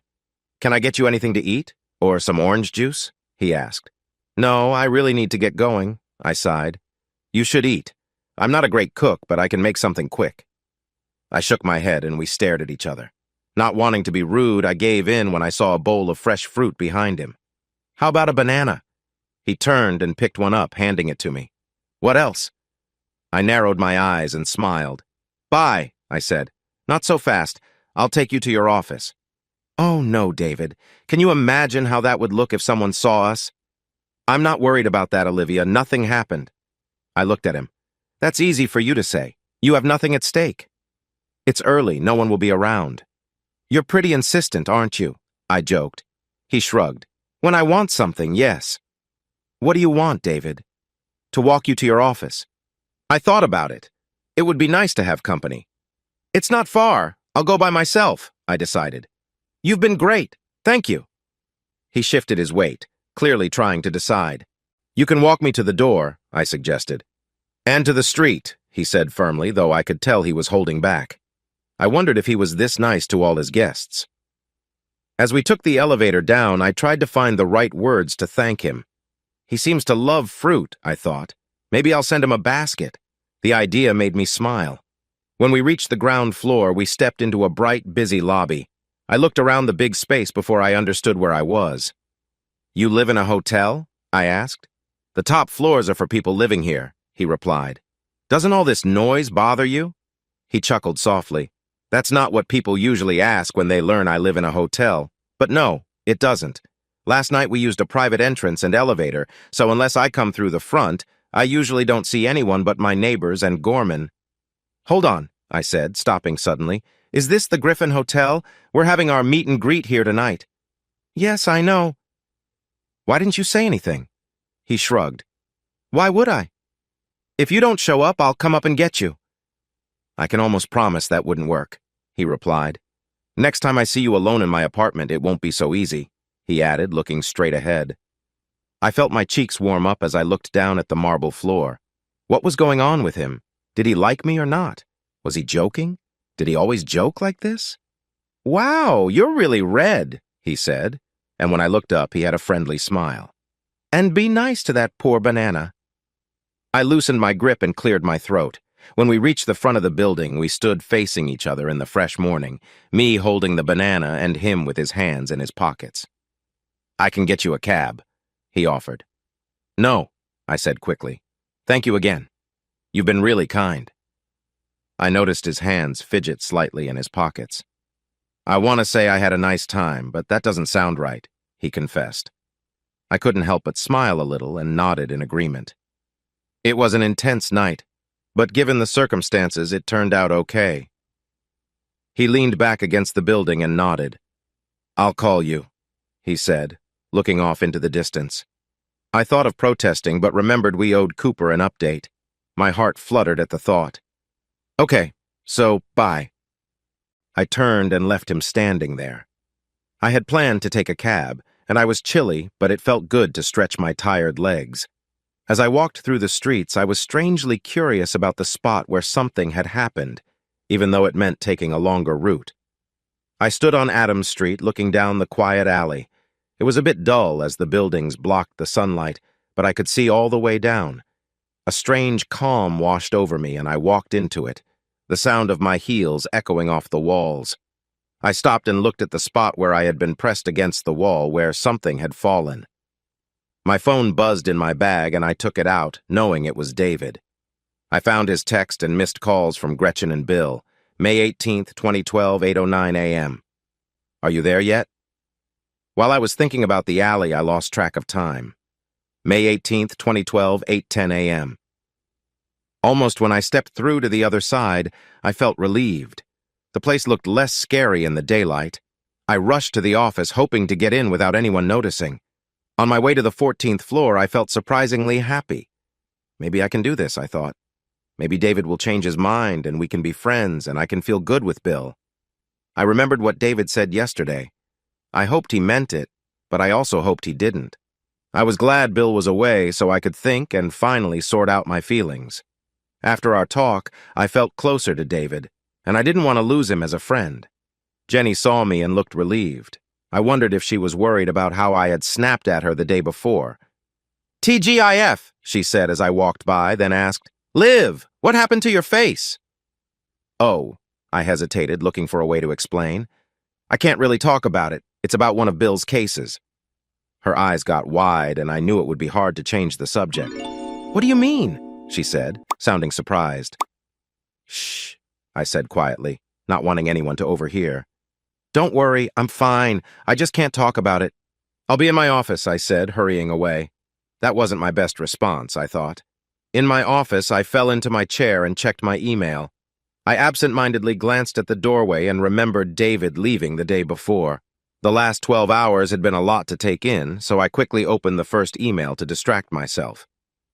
From David Dillon. Sent Fry, May 18, 2012, 8:35 a.m. CST to Olivia Germain. Subject: my banana. Did it make it to your office safely, or do I need to come check on it? David Dillon, Sr. Architect Pearson Greer. From Olivia Germain. Sent Fry, May 18, 2012, 8:44 a.m. CST to David Dillon. Subject: your banana. I am back safe and sound. However, the same cannot be said for your banana. It's in a better place now, though. Thanks again, Olivia Germain. Associate Editor, Chicago Metropolitan Magazine, Chicago MegCom. I moved to the next email and gasped in shock. From Mac Donovan. Sent Fry, May 18, 2012, 7:32 a.m. CST to Mac Donovan. BCC, Olivia Germain. Subject: Davina Brenda Donovan. Family and friends. As some of you know, my dear Davina passed away yesterday evening. I'm sorry to share the news this way, but it is the best I can do right now. Davina was a bright girl who never let her struggles define her. We will hold a service on Monday morning, followed by a celebration of her life at our home. More details will come soon. Instead of flowers, please consider donating to the Davina B. Donovan Foundation, which will celebrate its first anniversary next month. Sincerely, Mac. The room seemed to spin as the words sank in. Gone? I read the email again, trying to grasp what had happened. All that life, all that joy, all that love. How could this be? My heart ached for Mac. His admiration for Davina was endless. He must be heartbroken. I rushed to the bathroom and steadied myself at the sink while looking in the mirror. My chest tightened as I remembered our last visit and her final words. Life is short. Don't miss a thing. Love. She knew this truth. I waited for tears. It had never crossed my mind that. I clutched the sink tightly as I crouched down. My stomach turned with feelings I could barely handle. My eyes stung, filled with uncried tears. I felt weak as grief washed over me.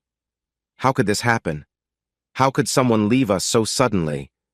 How could she go when we needed her?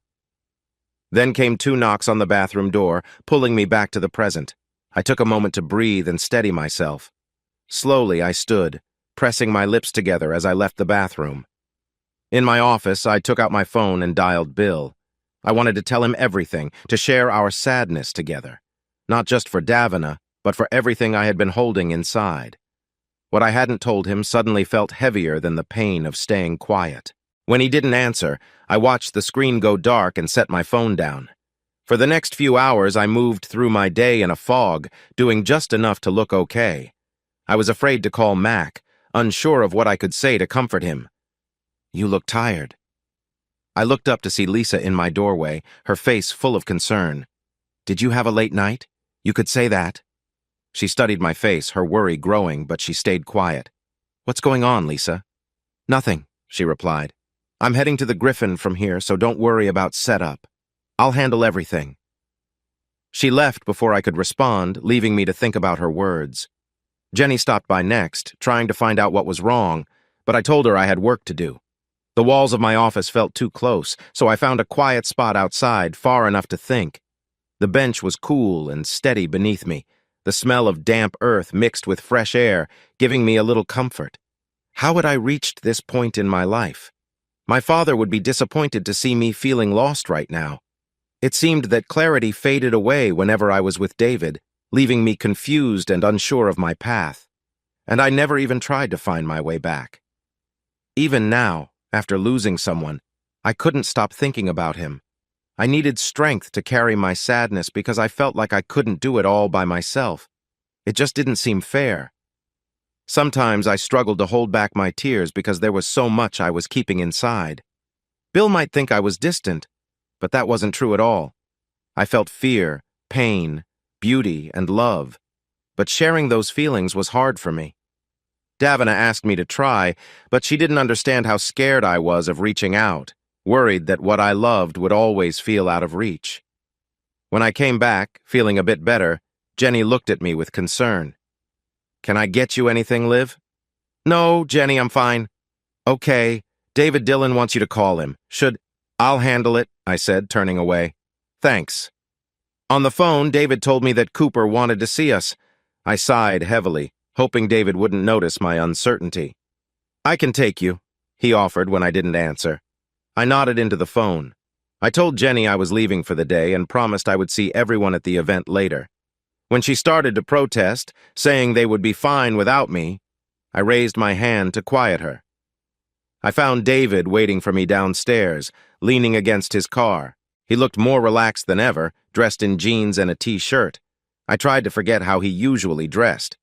"Look at us," he said with a smile as I got closer. "Just a couple of kids skipping class on a Friday afternoon." "I wish," I replied, looking up at him. "That would be a lot more fun." I got into the car as he opened the door for me. The seat was low, and I adjusted my dress as I sat down. "Are you hungry?" he asked as we drove. "No, I just want to get this over with," I said. "How are you feeling?" "I'm okay." "You don't sound okay." He glanced at me with concern. "Did you take something?" "Oh no, it's just other stuff. I'm not really in much pain," I said, even though I had been dealing with a dull headache all morning. That was the least of my worries. "What's going on?" "Nothing." I waved my hand dismissively. "Tell me," he said, not giving up, similar to how Bill often did. I hadn't shared this with anyone yet. I sighed and looked out the window, knowing David was strong enough to help me carry some of the weight. "A family friend passed away last night. I found out this morning." "I'm sorry," he said, keeping his eyes on the road. "It was cancer," I said, staring at the passing scenery. "Were you close?" I fought back tears as I looked ahead. It had been so long since I'd shown my feelings to someone, even Bill. Sometimes Bill had tried to encourage me to share my emotions because it worried him. I didn't want to break down in front of David. My voice shook as I answered, "Yes." She was there when my mother wasn't. "You seem upset. It's okay." I glanced at him as the tingling in my nose faded. "Of course it is. Why wouldn't it be? I mean, it's okay to cry. I won't tell anyone." "Just because I'm not crying doesn't mean I'm not upset," I said softly. I know how strong you are. I'm sorry we have to go through this today." "Thanks." I found it funny that he flinched a little when I touched his arm. "You've been strong, too." He looked at me nervously over his arm and said, "I'm not going to cry if that's what you're thinking." It felt good to laugh. "No, of course not. You saved the day. What do you have to cry about?" Cooper greeted us in the waiting room. "The good news is that Alvarez #2 is in custody for breaking his parole. He had illegal items with him and other prohibited things. Being a felon, he's going to face serious penalties." He looked from me to David. "I still need a statement for the DA, his office, which you can give individually or together, but between us, he'll likely take a plea deal." For the first time, I considered if Bill should be here, but something about Cooper made me feel safe. I had learned from Bill that giving a statement was usually simple, as long as I wasn't in trouble myself. "I'm ready," I said. "I'd like to do it together," David replied. "That's up to Miss Germain," Cooper said, turning to me. I agreed. We followed Cooper into his office, where he poured us each a glass of water. He held up a tape recorder, letting us know the statement would be recorded. "Witnesses Olivia Germain and Lucas Dillon. Incident involving Mark B. Alvarez on May 17th, he stated into the recorder. May 17th? It was almost my birthday, and I'd totally forgotten. I figured everyone else had, too, since no one had mentioned it. "Okay, Miss Germain," he began. "Olivia, please," I said. "Okay, Olivia, can you tell me what happened?" "I left my office on Adams around 10 o'clock last night. I saw a man watching me from across the street. When I thought it might be Mark Alvarez, I turned and ran away." "How do you know who Mark Alvarez is?" "He's threatened me before." Cooper raised his eyebrows at us. Did you report this? No, my husband didn't think it was necessary. David shifted in his seat. Tell me about that encounter. I was walking home about a month ago. I paused to think. Yes, about a month ago, and he stopped me outside my building. He said he'd been looking for Bill, my husband, and that he'd know what it was about. Bill was the prosecutor in a case against Mark's brother Lou more than a year ago. Cooper nodded. Sounds like revenge. Bill Germain? I'm not familiar. I'm sorry, I said. It's Bill Wilson. Oh, I know Bill. He glanced between us. I remembered that Bill's case was linked to gang and organized crime experts. He probably worked closely with the police during the trial. David and I being together the night before could look bad, no matter what really happened. He confronted her that night, David said. Really? Cooper asked. Well, I took a breath. He came up to me. I'm not sure if that's a big deal. It is definitely a big deal, David insisted. Okay, please continue, Cooper said, scribbling notes. I ran. I was heading to the train. It all happened so fast. When I felt him getting closer, I knew I needed to move quickly. I turned into an alley. But when he caught up to me, I saw it was actually David behind me. I was driving home and almost hit her when she ran out onto the street. I chased after her, and when I caught up, I could tell she was scared. He shifted in his chair and ran a hand through his hair, lowering his voice a bit. I left the alley to see what was causing her distress. Had you two met before? Yes, we have a mutual friend. Right after David left, Mark showed up at the other end of the alley. He must have thought I would come out there. I paused as David shifted again in his seat. It seemed harder for him than for me. Keep going, Cooper said, not looking up. Be specific. He pushed me to the ground and then against the wall when I tried to get up. That's when I hit my head. I finally got to my feet and tried to fight back. David snorted. I told him I wasn't scared of him. I stopped, feeling a little embarrassed, and I acted on impulse. What? David exclaimed, standing up. What were you thinking?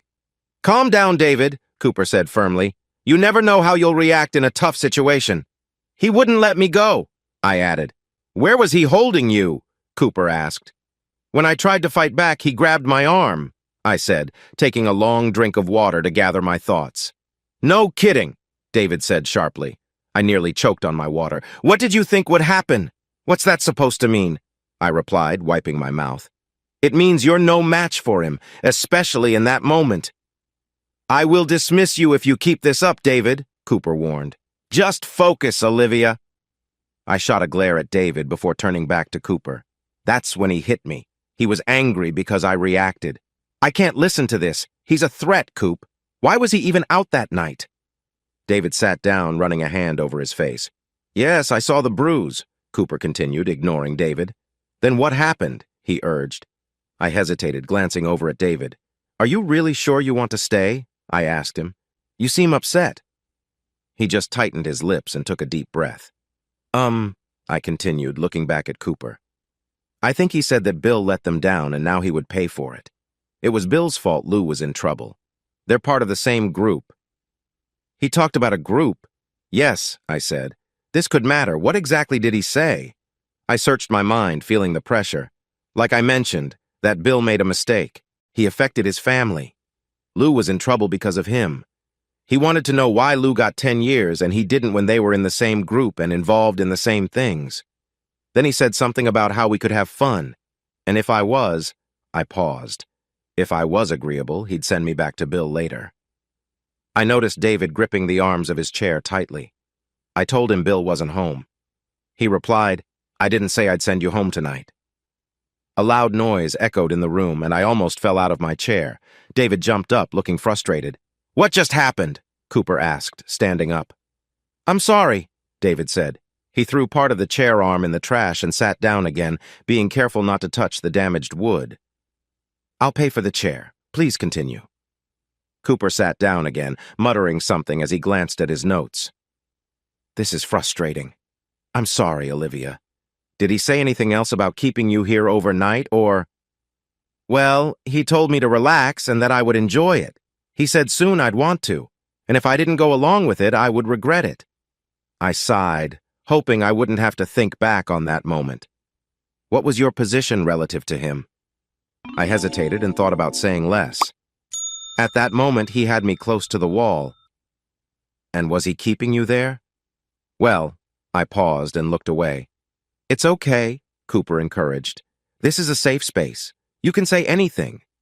Yes, he had his arm over my shoulders and was sort of making his presence felt. It was uncomfortable. I wished I could say this more clearly. So he was forceful with you? David took a sharp breath and covered his face with his hands. He mumbled some words while I tried to hold back tears. I really should have asked him to leave. I'm sorry, Cooper said. David, please calm down. You're upsetting her. I wiped away an imaginary tear and straightened my back. Yes, he was forceful. Wow, David said sadly, shaking his head. I had no idea. Why didn't you tell me last night? It's fine, David, I assured him. Everything turned out all right. All right? He asked, his leg bouncing with nervous energy. Everything is all right to you. It's not all right to me. You could have been seriously hurt or worse. We all sat in silence for a moment. I could tell by Cooper's expression that he noticed David's strong reaction. It felt strange to me. We didn't know each other very well. There was no doubt we had a bond, but I wasn't his to take care of. I wasn't his job, and this wasn't his fault. So why was he so troubled? Cooper looked at me, waiting for me to go on. That's when David showed up. I tried to smile at him, but kept my gaze down. Mark didn't know I was there, David said slowly, so I had the chance to surprise him. I moved closer, and after a short struggle, something dropped from his hands. I picked it up. I pushed him against the wall, and he said he didn't want any problems. Then he mentioned he had connections with the police and that he'd be out after a night, claiming he'd come back for both of us. That's why, Cooper, I really need you to watch this for me. I want all updates.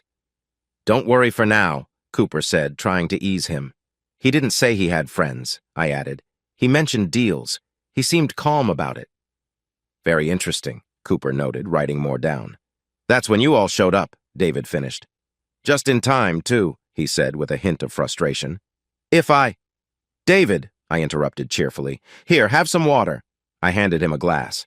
With a lawyer married to me, I understood when there was too much said. Well, this has been very useful, Cooper replied. More than I expected. Do you have a card, Olivia? I took one from my wallet, and he stood to show us out. Is that it? I asked. Yes, ma'am. If you'll follow me, I'd like to take a picture of your bruise, and then you'll be all set. I let another officer take my photo while Cooper and David talked. On our way out, I thanked him for his help. We'll call you if we need anything else, Cooper told me.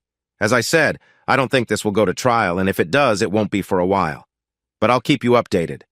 Thanks again, Coop, David said with a handshake. Let me know about that chair, he joked, and received only a grunt in response. As we left, I asked David if we should send a thank you gift, and he chuckled. He might think it's odd if we give a joint gift. Oh, really? I said. That would seem suspicious? Not bumping into each other by chance? Not your reaction back there?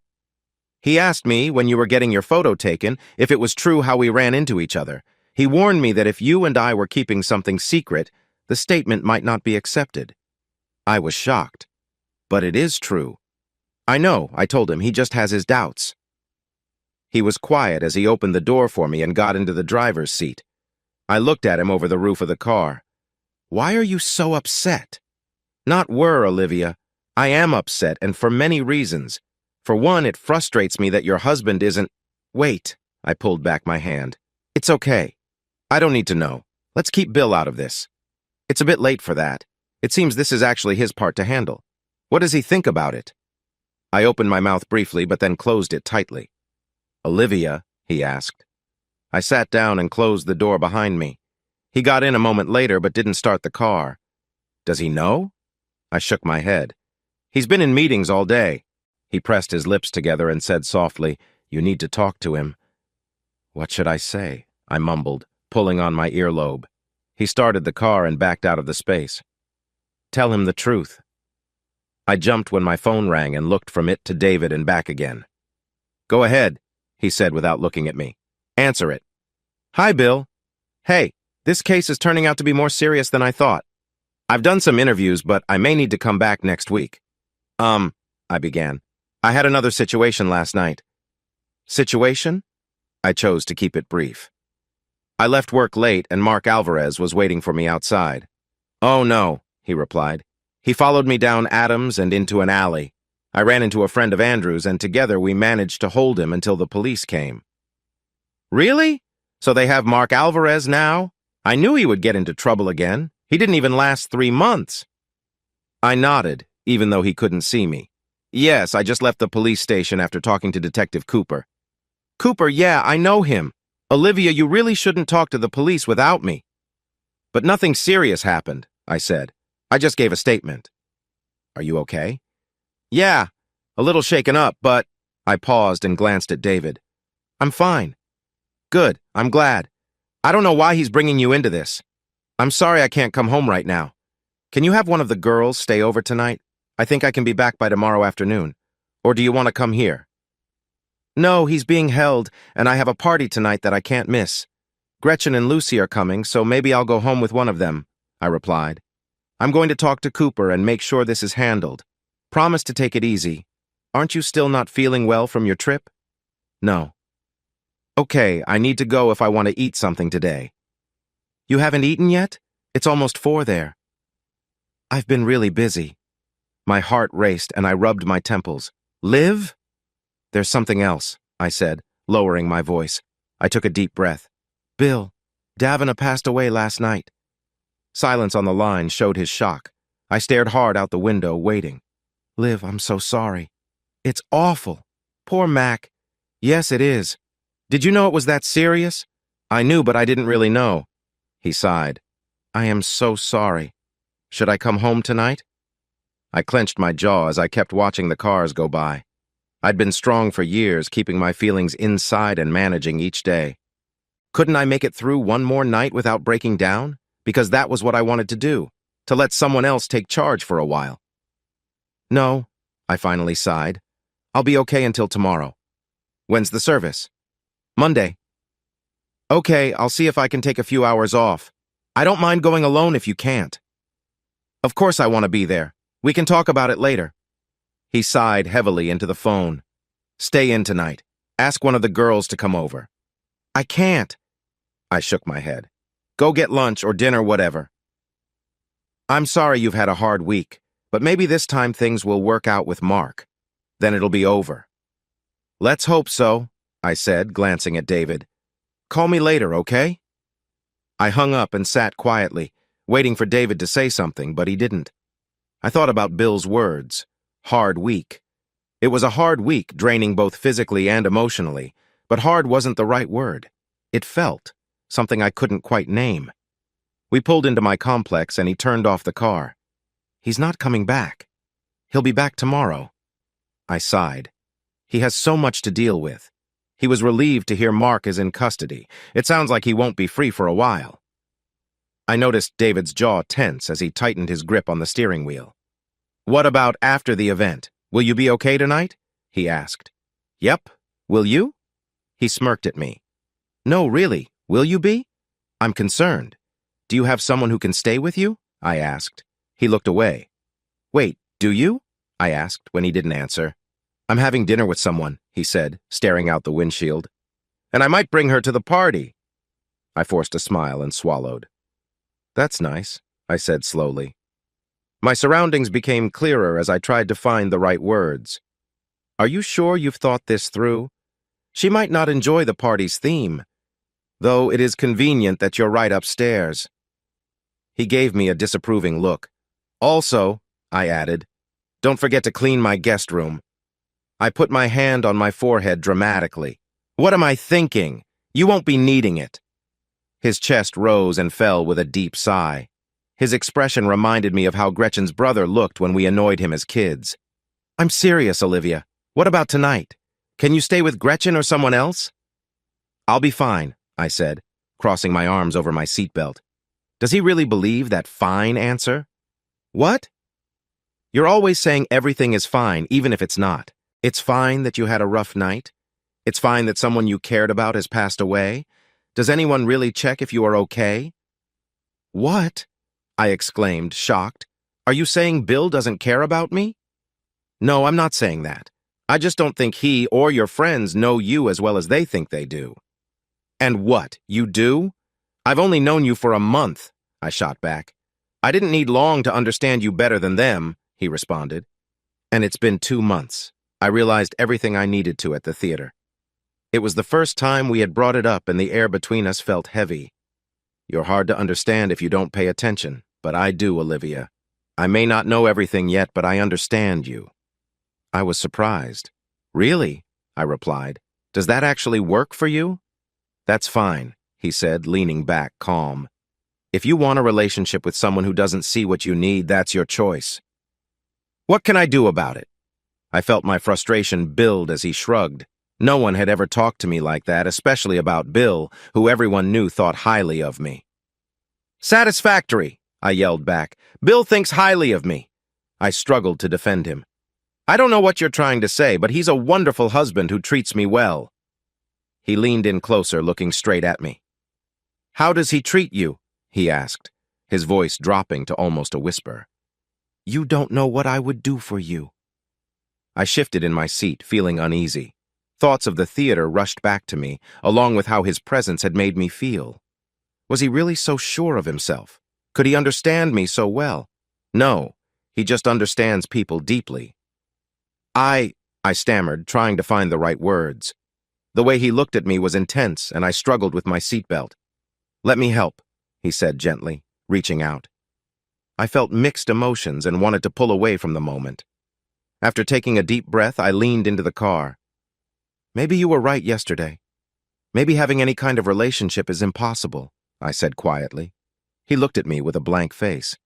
Maybe I won't join you tonight, he replied. I nodded. I think that's best. I thought to myself, this is it. It's over. I closed the door and walked away. I woke up still wrapped in my towel, my head resting on a damp pillow.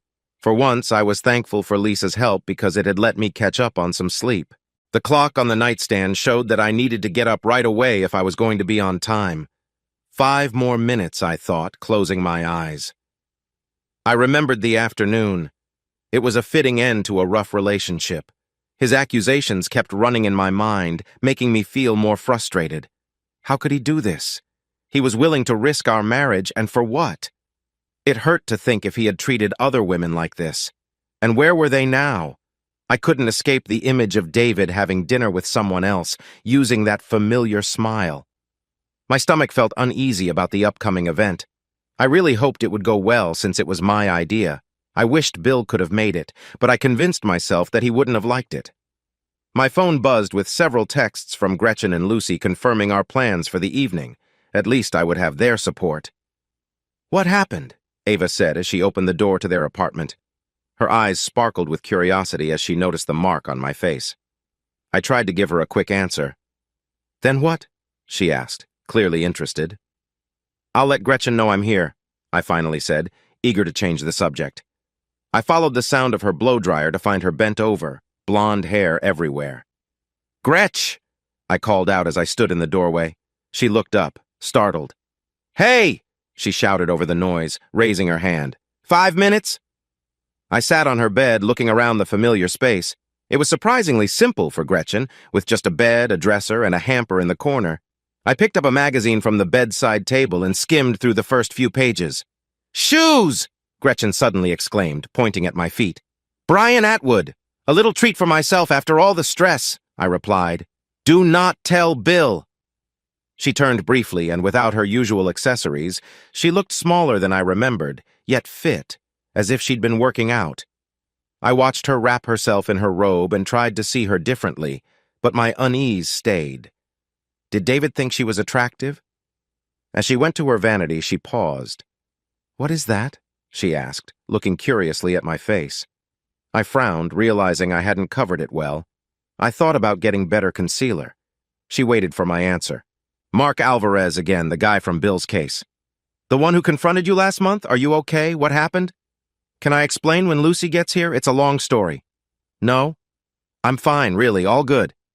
She looked surprised for so long that I started counting the seconds. Finally, she spoke. Okay, but no excuses when she arrives. She sat at her vanity and shook a bottle of foundation. How was your week otherwise? Great, I replied cheerfully. Without warning, I began remembering Mac's email and shook my head to clear my thoughts. Okay, she said, laughing lightly. How about yours? Mine was actually great, just kidding, she teased. Our biggest client praised me in front of my boss. You know how strict she can be. Then a headhunter contacted me today. I'm seriously thinking about making a change. I suddenly felt anxious to hear from her that nothing had gone wrong with David. Even with his reassurances, I couldn't shake the worry. I fidgeted as she talked, wanting to ask about Friday night. The more I thought about it, the more it seemed possible that he could be the surprise guest. A player like him and a single girl like Gretchen, who always got what she wanted with men.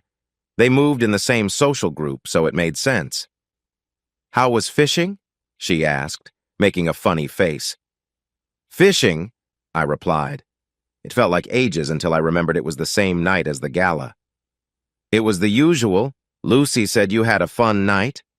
Yes, but I'll wait for her to arrive, she said, gently putting some color on her cheeks. No, I insisted, making her look at me. I want to know now. I'm curious. You're acting really strange, she said. Why are you so eager? I'm fine. That word again. I never noticed how often I used it. Tell me about Friday night. Oh, so you can wait, but I can't. I just figured you'd love to share your story. Mine is pretty boring, I said. Okay, but don't tell Lucy I told you first or she'll be upset. Guess who I was with? You'll never guess. My stomach tightened with worry. Another act in the David Dillon drama. Did he really think I wouldn't find out? Did he even care? Once she said it out loud, it would help me move on. I was anxious for the answer. One of the most attractive guys in Chicago, she went on. Any guesses? I fidgeted with my hands. Even more attractive than that guy from college, she said, mentioning an acquaintance. She carefully put on eyeliner, pulling at her eyelids. Or remember that guy David from Lucy's engagement party? My heart dropped. How could he even more handsome than him? She exclaimed. I bit my lip, and a tear fell before I could stop it. I felt a rush of relief, quickly followed by embarrassment. Olivia, what's wrong? She asked, looking at me in the mirror. Nothing, I said, quickly wiping my eye. What was wrong with me? I felt silly and relieved at the same time. After last night, I felt ashamed. How did I think I couldn't trust him? He had risked a lot for me. She turned around, eyeliner still in hand, and looked closely at me. Tell me, she urged. No, it's nothing. Just a moment, I lied. Who's the guy? Graham Broderick, she said plainly. I had spoiled her excitement. I looked up, trying to remember. Here, she said, grabbing a magazine from my hand and opening it to a page with a marker. She held it up close to my face. Oh, I said. From that movie, what's it called? He's a real celebrity. And you're right, he is very good-looking. I thought to myself that he wasn't more attractive than David. Well, she said with a smile as she turned back to the mirror, he was at the event and my date knew him from school. He was clearly interested in me, so eventually we left the party and went back to his apartment by the lake. What about your date? I asked, trying to keep her attention away from the situation. Oh, I don't know. He was just a friend. I left him there. I shook my head at her. Anyway, Graham's my date tonight, so that should give you both some good attention. She applied her mascara skillfully, looking between her reflection and me. After finishing, she sat beside me on the bed. What's on your mind? I hesitated. If I shared my feelings for David, they would suddenly feel real. After how we had left things, I wondered if I would ever see him again. So did it even matter? What if I told her and it changed nothing? But the weight of my feelings was starting to stress me out. Since the moment I saw David, he had been hard to forget. I paused. I don't know how to say this, I mumbled to myself. I think I'm interested in someone else. Oh, sweetie, that's okay. That happens. Relief crossed her face as she gave my knee a gentle pat. No, I sighed. I really like him. I have feelings for him. It was the first time I had allowed myself to think it, and it felt real. I looked down at my hands, which I had nervously rubbed together. What? She breathed, and I wondered if I should say it again. But Bill, you guys are happy, right? Yes, I said firmly. I think so. Yes, it's not really about him at all. Her calm demeanor didn't show the judgment I had feared. I reminded myself that this was Gretchen I was talking to. But, I began again, feeling tears welling up. I don't know what to do. I care for Bill, and I've never even wanted to be with anyone else. Ever, I stressed.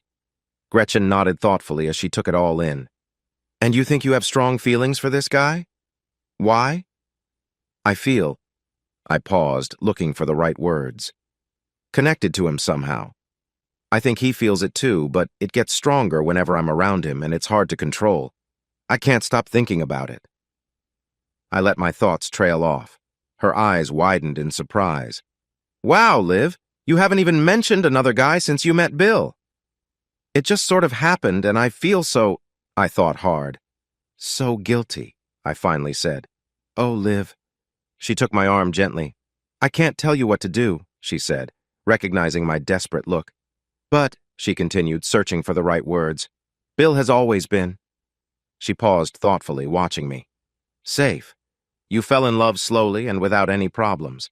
I noticed how your parents' divorce had an impact on you. You became more cautious and opened up less, and Bill seemed like a safe choice. He has always cared for you and would never hurt you. What she said reminded me of Lucy. I wondered if they knew something I didn't. It felt like they thought Bill shouldn't love me as much as he did. That doesn't mean you owe him anything, she continued. I know you can be hard on yourself. Take some time to think about what you really want. Not what others want, but what you truly want inside. I felt a little lighter as she took on some of my worries, but I couldn't shake the questioning look in her eyes.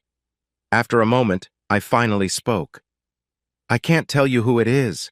Then there's no going back. She looked disappointed. I just remember that passionate part of you.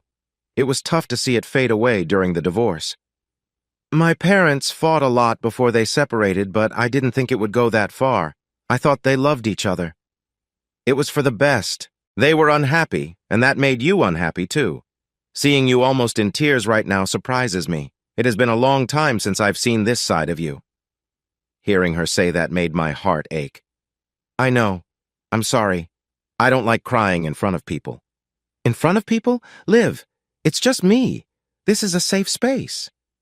Yes, I know that sounds silly. I remember when we were kids, Liv. You thought you were going to have it all, she said, looking thoughtful. The best job, the perfect house, and the right partner. You said he would be wonderful, and that you would care for each other. Do you feel that way about Bill? Bill is tall, I said with some pride. Liv? I blinked at her. Gretch, that sounds childish. Everyone has those dreams when they're 10. Not me. She shook her head. I just wanted to be happy. I thought happiness meant finding someone to marry and having a good job. I didn't know other kids who claimed they would be the best at everything. I chuckled softly and nodded. I had high hopes because of my dad. I thought he could do better than my mom. I didn't want anyone to see me as less. No one thinks that. Everyone cares about you. Do they? I sighed, thinking about what David had said. Do they really care about me? Gretchen looked a little hurt, so I touched her arm. Of course, I know you do. I love you too. I wouldn't have made it without you and John. You got me through. She smiled brightly, and I thought I saw a glimmer of tears in her eyes. So what about Bill? Is he all those things? I don't think anyone can be everything. I might have been a little too idealistic, I said, rolling my eyes. But he's very close. She paused for a moment, looking away. What are you going to do? Move on. I don't have many choices. I shrugged. But for now, I'm going to have a fun night with my friends. You should get ready, or I might leave without you, I joked. I can't be late for my own party. She looked at me for a moment before getting up to change. I watched her quietly as she went through her closet, lost in her thoughts. I wasn't sure if telling her my feelings was the right thing, but at least I felt a bit lighter. Lucy called from the other room, snapping me back to reality. On my way to the kitchen, Bethany rushed up to me and hugged me tightly. I heard something crazy happen downtown. What? Lucy shouted, coming over quickly. Oh, your face! No, it's not as bad as it seems, I said, glancing at Ava. Wait! Gretchen shouted from her room. I haven't heard this yet. She came in holding her robe tight. Okay, this is the last time I'm telling this, I warned them. They listened closely as I shared the story again. It sounded more serious when I said it out loud, and I didn't want to spoil the fun. I hurried through the part about David. That's crazy, Lucy said, her eyes wide. Well, he works near us, I explained to Ava and Bethany. We're featuring him in the most eligible issue. At 10 o'clock at night? Lucy asked, raising an eyebrow. What a coincidence. I know, I admitted with a shrug. I guess I'm lucky. Anyway. Wait, hold on, Gretchen interrupted. Since when is David part of that issue? Is he the guy from Lucy's party? Is he coming tonight? I didn't know. She suddenly gasped, making us all look at her. Oh my. What? Bethany asked, confused. Her eyes grew wide and she covered her mouth, staring at me. Oh my goodness! I quickly grabbed her arm and pulled her into the bedroom.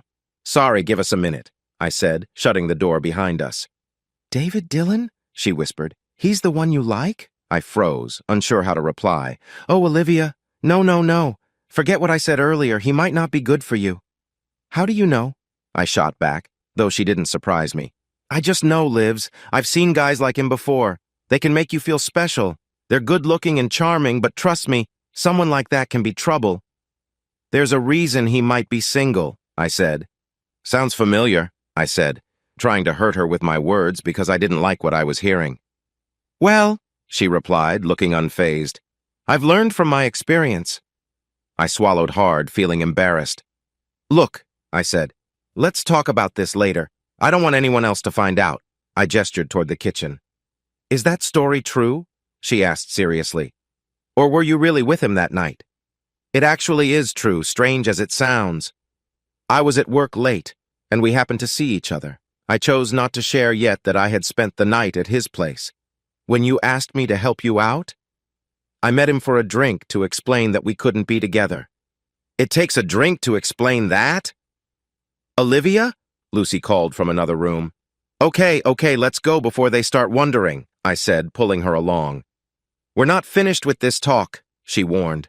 When we came back, many faces showed confusion. Sorry, said Gretchen. I thought I left my curling iron on. I rolled my eyes inside, but continued my story to distract them, leaving out as much as I could to make David look less significant. When I finished, everyone was shocked. Lucy looked like she might cry, but I reassured her that I was okay and that the police were handling it.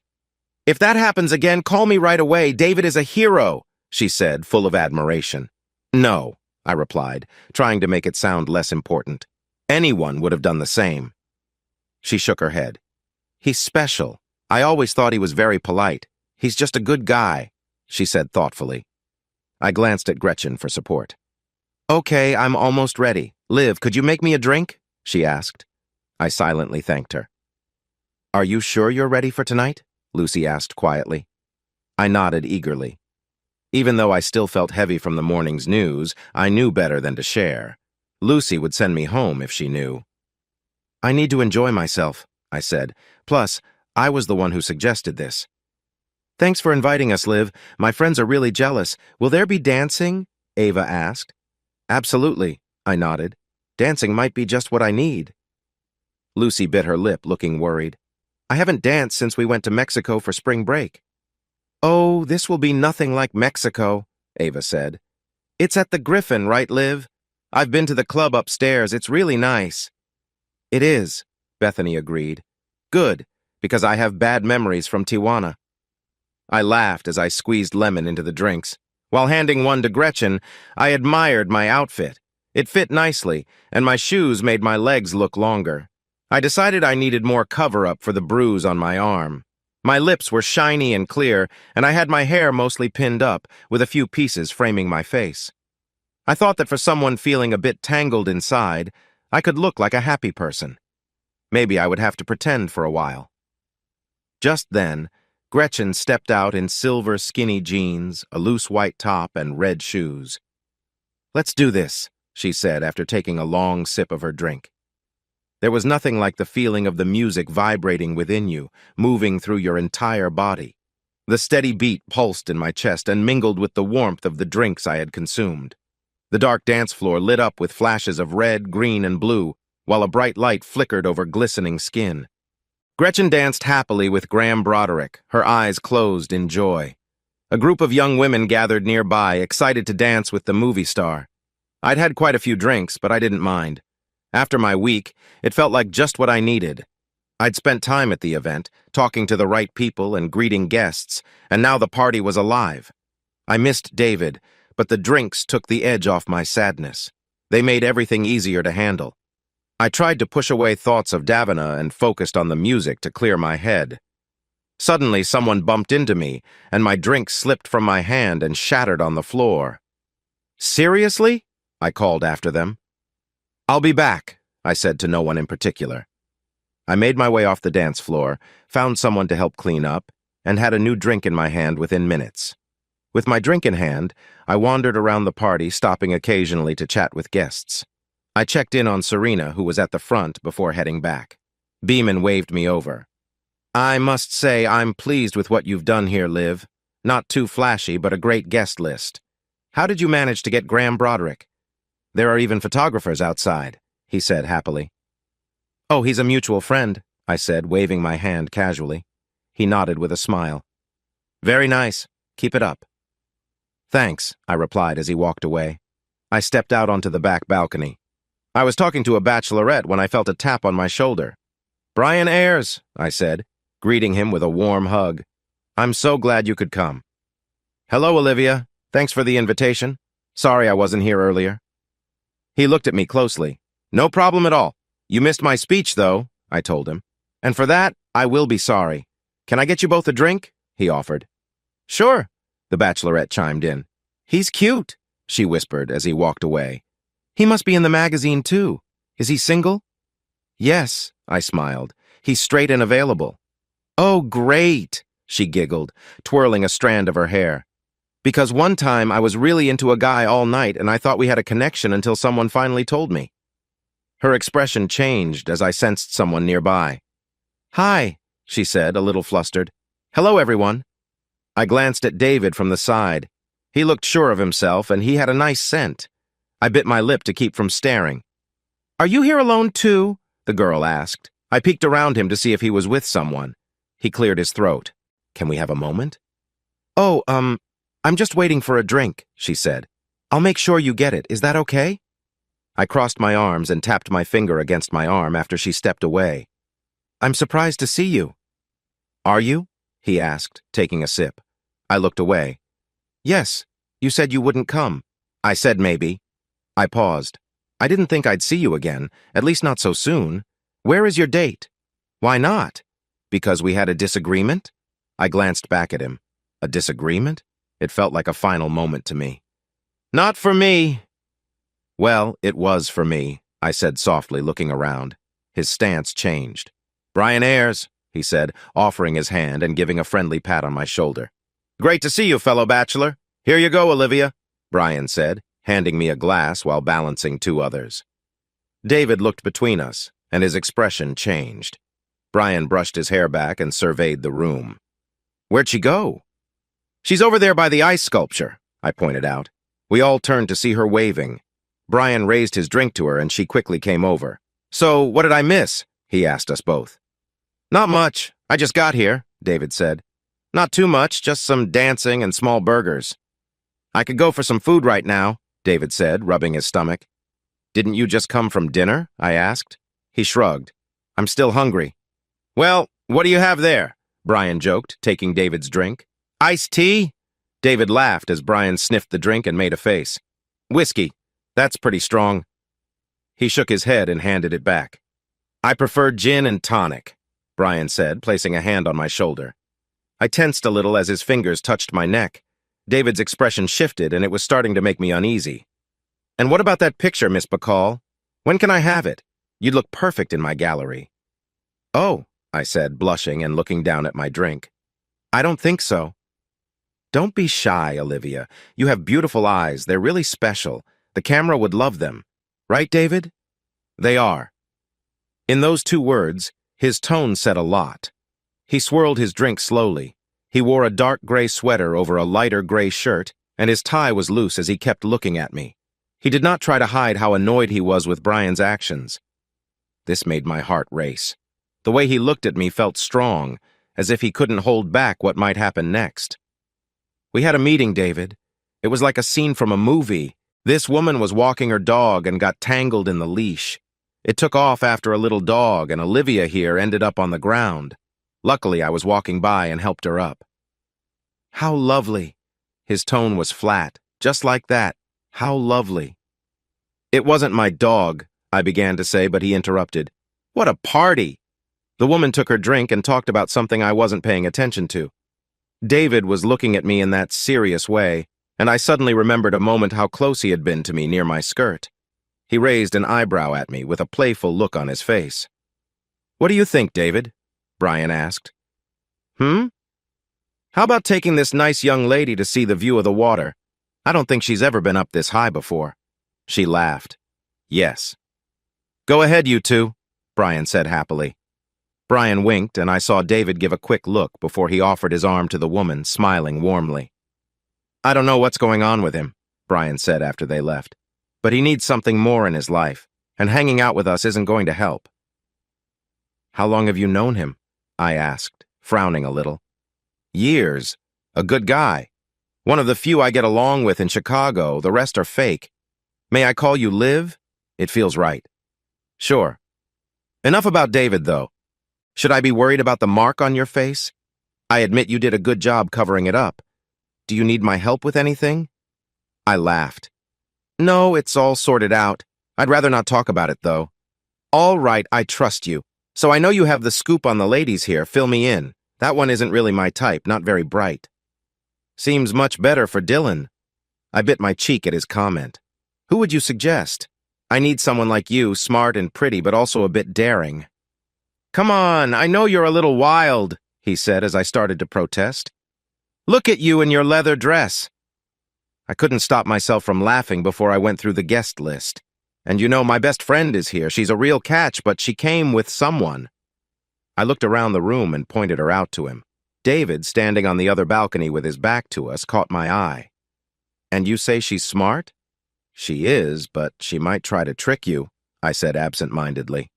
I texted Gretchen, asking her to come over alone. I could now see David's profile through the glass, and he was laughing with the woman.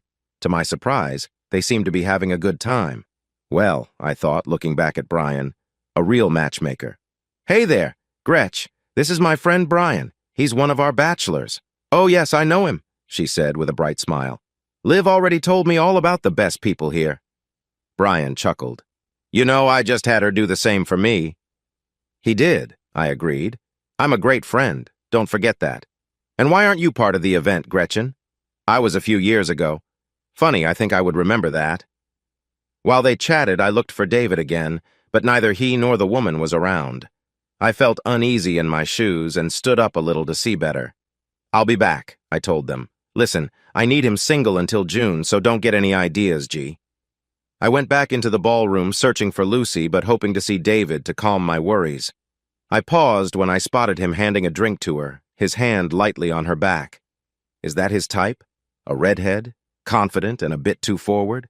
At least Maria seemed like a good match for him.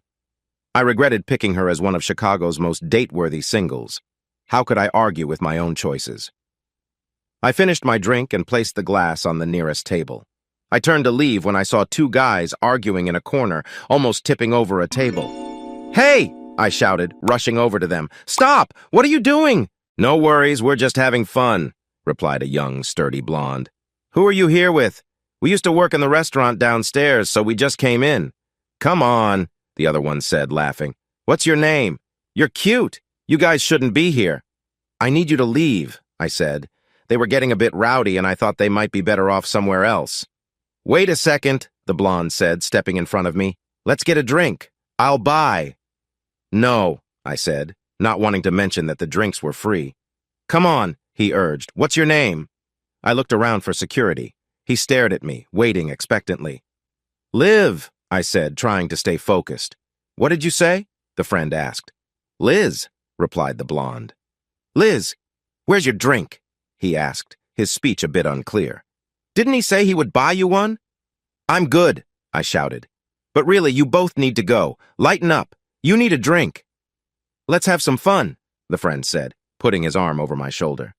I moved to remove it, feeling uneasy. Let me go, I insisted. What? He asked near my ear, making me wince. You're not leaving, are you? I'm getting you a drink, and I'll call security if you don't leave. This is a private gathering." "No, please don't call security," he said, holding on tighter. "Please let go." "What?" "She said let go." I looked up and saw David pull the guy's arm away from me and stand between us, facing the heavy-set blonde. "What part of let go don't you understand?" he shouted, pushing him back. "David?" I called out, surprised. The man raised his hands, trying to look peaceful, but I couldn't hear him over the loud music. Soon he backed away and bumped into security. David took a moment to calm down and stood protectively in front of me. "You really need to pay more attention to—" "What are you doing?" I snapped. "I can handle myself." "Clearly you can't," he answered. "Those guys were just being annoying." "You don't know that." "Forget it, I'm leaving," I said, turning to go. "Wait," he started, but I cut him off. "Stay here. Enjoy the gathering." I glanced at Ritz, who was nervously biting her nails at the bar where he'd left her. "You'll have no trouble meeting someone," I mumbled, looking around for Lucy. "Someone like Brian Ayers? That would be a perfect fit." I paused, confused. "Why do you care? I like him." He shrugged. "I didn't think he was your type." "I don't have a type, David. I'm married." He stepped closer, and I felt a heavy tension as he looked down at me. "You keep saying that. I'm starting to wonder if you're this friendly with everyone like you are with me." I clenched my hands at my sides. "Not that it's any of your concern, but I was trying to introduce him to someone. In fact, he's over there talking with Gretchen right now." As I spoke, I noticed he was watching my hand, which was nervously fiddling with the edge of my dress. "And I don't—" "Don't?" he echoed, his gaze fixed on my hand.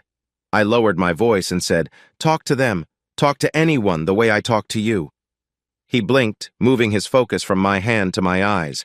I had his attention now. "Good night, David." "Good night? I'm going to say goodbye to everyone." "Olivia," he said firmly, but I was already walking away. I thought about how hard it was to ignore him. "Stop running away."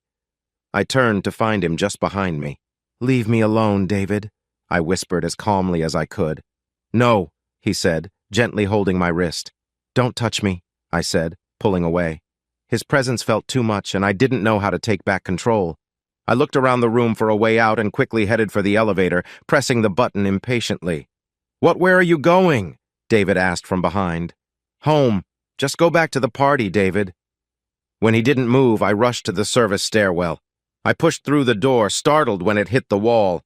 I hurried down the stairs, feeling the urge to turn back for my coat, but resisting. "Olivia!" he called from above. I gripped my purse tightly as I rushed down.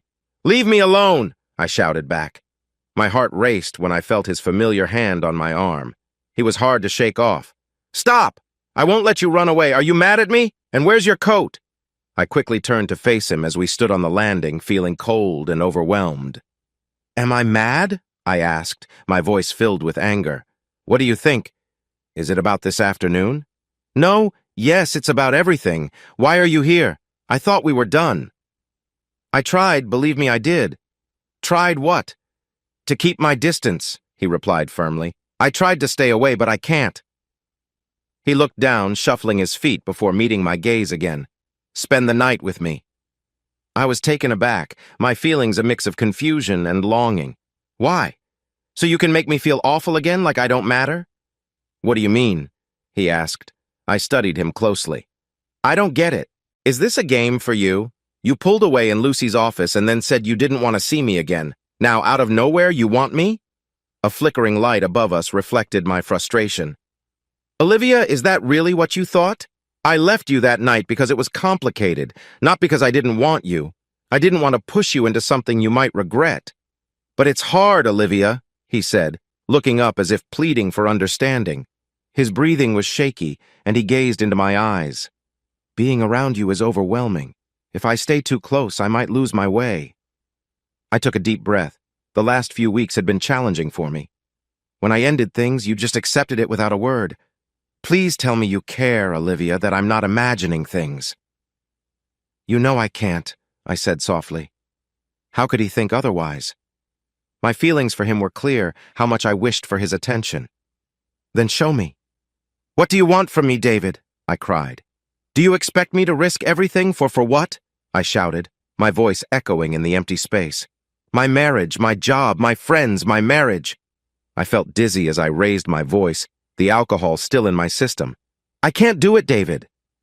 Olivia, how many times do I have to say it? Did you hear what I just said? It's not like that and you know it, he replied calmly, making my anxiety grow. Oh, okay, I said sarcastically, feeling sweat on my neck despite the chill. Where's your date, David? Did she cancel? Is that why you're here now in this stairwell? To see if I would give in? I stepped closer, my frustration boiling. So what's stopping you, David? Why not make a move now? I bet you won't even take me upstairs. I put as much bitterness into my words as I could. Believe me, Olivia, he whispered, stepping back and crossing his arms. Don't test me. That date fell through because of this, he said, and I know you're scared. Scared? I said, waving my hands. Yes, scared of losing everything. You're scared of this. I am too. Stop! I shouted, covering my ears. This has to end. Why can't you just stop? Olivia, listen to me, he said, hugging his arms tight. His expression softened as he took a breath. I am scared. I've never been with someone who is married. You might not believe it, but this is difficult for me too because it goes against my values. My parents have been happily married for years, and I would never want to come between anyone. But keeping these feelings inside is too much. I can't hide how I feel like you do. And if I really thought he was right for you, I would leave without a second thought. My heart raced as he paused. I truly care for you, and I want to be with you. I want to be with you. How can you say that? I asked, surprised but no longer shouting. You hardly know me. You have Maria, but you see other women. You're the most eligible bachelor in Chicago. Everything you've said tonight feels empty. Just give up. No. You know what, David? You're just a flirt, I said, and you want what isn't yours. You think I can't have you? He stepped closer. Wait, I said, feeling anxious. Is that what you think? He asked, leaning in slightly. I don't believe that. I want you, and I think you want me too. He got even closer, and his warmth surrounded me. Show me you care, Olivia, he whispered. I need it. I need you. His gentle words stirred a whirlwind of emotions inside me. His gaze was powerful, as if he could see deep into my heart, where all my hidden feelings were. I looked into his eyes, and for a moment everything else disappeared. He lightened the pain, all the things that weighed me down, the things I could never say out loud. His warm brown eyes were asking me to open up and let him help. He held my arms securely, reminding me with his presence that he could take charge if he wanted. Show me, Olivia. I need you, only you. I stammered, the urgency within me growing. The moment I let myself feel it, a strong connection pulled us closer together. Our hands began to explore each other quickly. He slipped his hands under my jacket and warmth flooded through me. His fingers moved along my shoulders and arms, making me feel alive with every touch.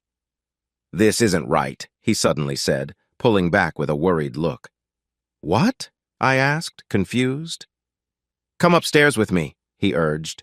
He wrapped his arms around me again, and I could feel the warmth between us. Please, come upstairs, he whispered. I looked up at the ceiling as if I might find an answer there. Before I could say anything, he took my hand and led me down the remaining stairs. I tried to keep up with his long steps, nearly running behind him. When we reached the next floor, David pressed the up button. He gently laid his hand on my shoulder under my jacket as if to comfort me. I opened my mouth to protest, wanting to say something, but I felt overwhelmed by his presence and the comforting scent around us. He looked down at me with kind eyes. You're so beautiful, he reminded me softly. The elevator doors opened, and David guided me inside with another couple. He used his card for the penthouse, and we stood at opposite corners during the ride. My mind raced as I thought, now's the time, Olivia, say something. The air was thick with tension, and the couple ahead exchanged a glance. I tried to speak again. He was so striking, running his hands through his dark hair, looking tense as he watched the numbers light up. He glanced at the couple in front of us, then back at me. His expression was a mix of feelings, almost dreamy, as if I was the person he had wanted for a long time. These thoughts filled my mind during the quiet elevator ride. With him, everything felt right and easy. The moment we were alone again, he pulled me closer. His lips met mine and his hand brushed against my dress.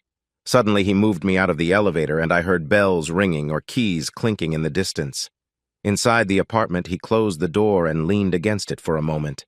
He didn't turn on the lights, he simply turned to me in the dark. I felt his gaze on me, and the weight of the moment started to hit me. There would be no turning back after this. I took a small step back, enough for him to notice. He reached out, but I shook my head. "I can't do this," I said, my voice uncertain. "I don't know how to do this." I struggled to find the right words, taken over by strong emotions. "David," I said softly, asking him to find the strength I couldn't. He licked his lips and walked toward me, gently guiding me back against the wall as uncertainty filled the air. He took off his jacket, letting it fall to the floor, and moved closer to me. His hands framed my face, and I remembered a similar moment from before when I had been so scared. This time felt different. I wanted to be here. Still, I fought against my urge to give in. "I can't do this, I can't do this," I whispered, shifting nervously and glancing at the door. I pushed myself to step away. Slowly he reached down, taking my wrists in his hands and pulling me forward. With a steady grip, he moved my hands behind me. "I have to leave," I said. "So leave." I tried to pull away, realizing that instead of letting go, he was determined to hold on, to stand by me. My feelings grew stronger with each passing moment. My chin trembled as I shook my head.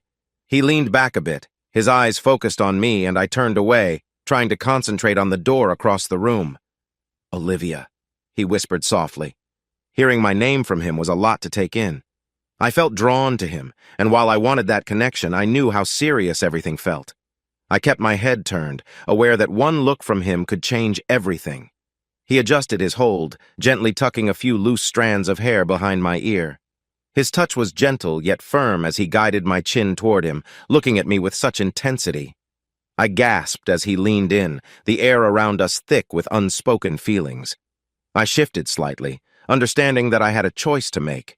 He stepped back, letting go of my hands, creating some space between us. I placed my palm against his chest, feeling his warmth through his sweater. I closed my eyes briefly. "I'm sorry," I whispered.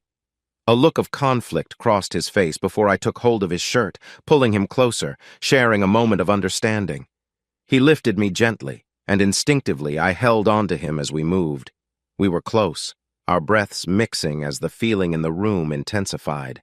I could feel the softness of the bed beneath me as we found our rhythm, but it was the emotional connection that made everything feel so real. He reached out, his touch gentle and thoughtful, and I couldn't help but feel the connection between us. We were both focused on each other, silent as we stayed close, and I realized this was more than I had expected. The moment was special, filled with emotions that flowed between us. As things calmed, we shared a quiet understanding, while the intensity turned into something deeper and more meaningful. He leaned in, holding me close. I felt a wave of emotion wash over me. I whispered his name, feeling a strong longing. "David," I breathed. "Please, I can't." My voice faded, filled with need. He pulled me closer and our connection grew stronger. I felt a spark of energy, an awareness that lit up my senses. "Oh, Olivia," he murmured, looking up as if finding comfort in that moment. "Please," I asked, my tone filled with urgency. He moved, and I felt a sense of completeness wash over us. I held on to the sheets, overwhelmed by the feelings we shared. "Are you okay?" he whispered, a hint of concern in his voice. We stayed in that moment, enchanted by the feeling, until I nodded quickly. His breath quickened as he sought my lips, kissing me with a passion that captured everything we had shared so far. "Hold on to me," he said gently. The connection between us grew stronger, filling me with a warmth I had not known I was searching for. He kissed my neck softly, and I instinctively pulled him closer. His hands guided me, intertwining our fingers as we deepened our bond with each moment. "You're so beautiful," he said sincerely.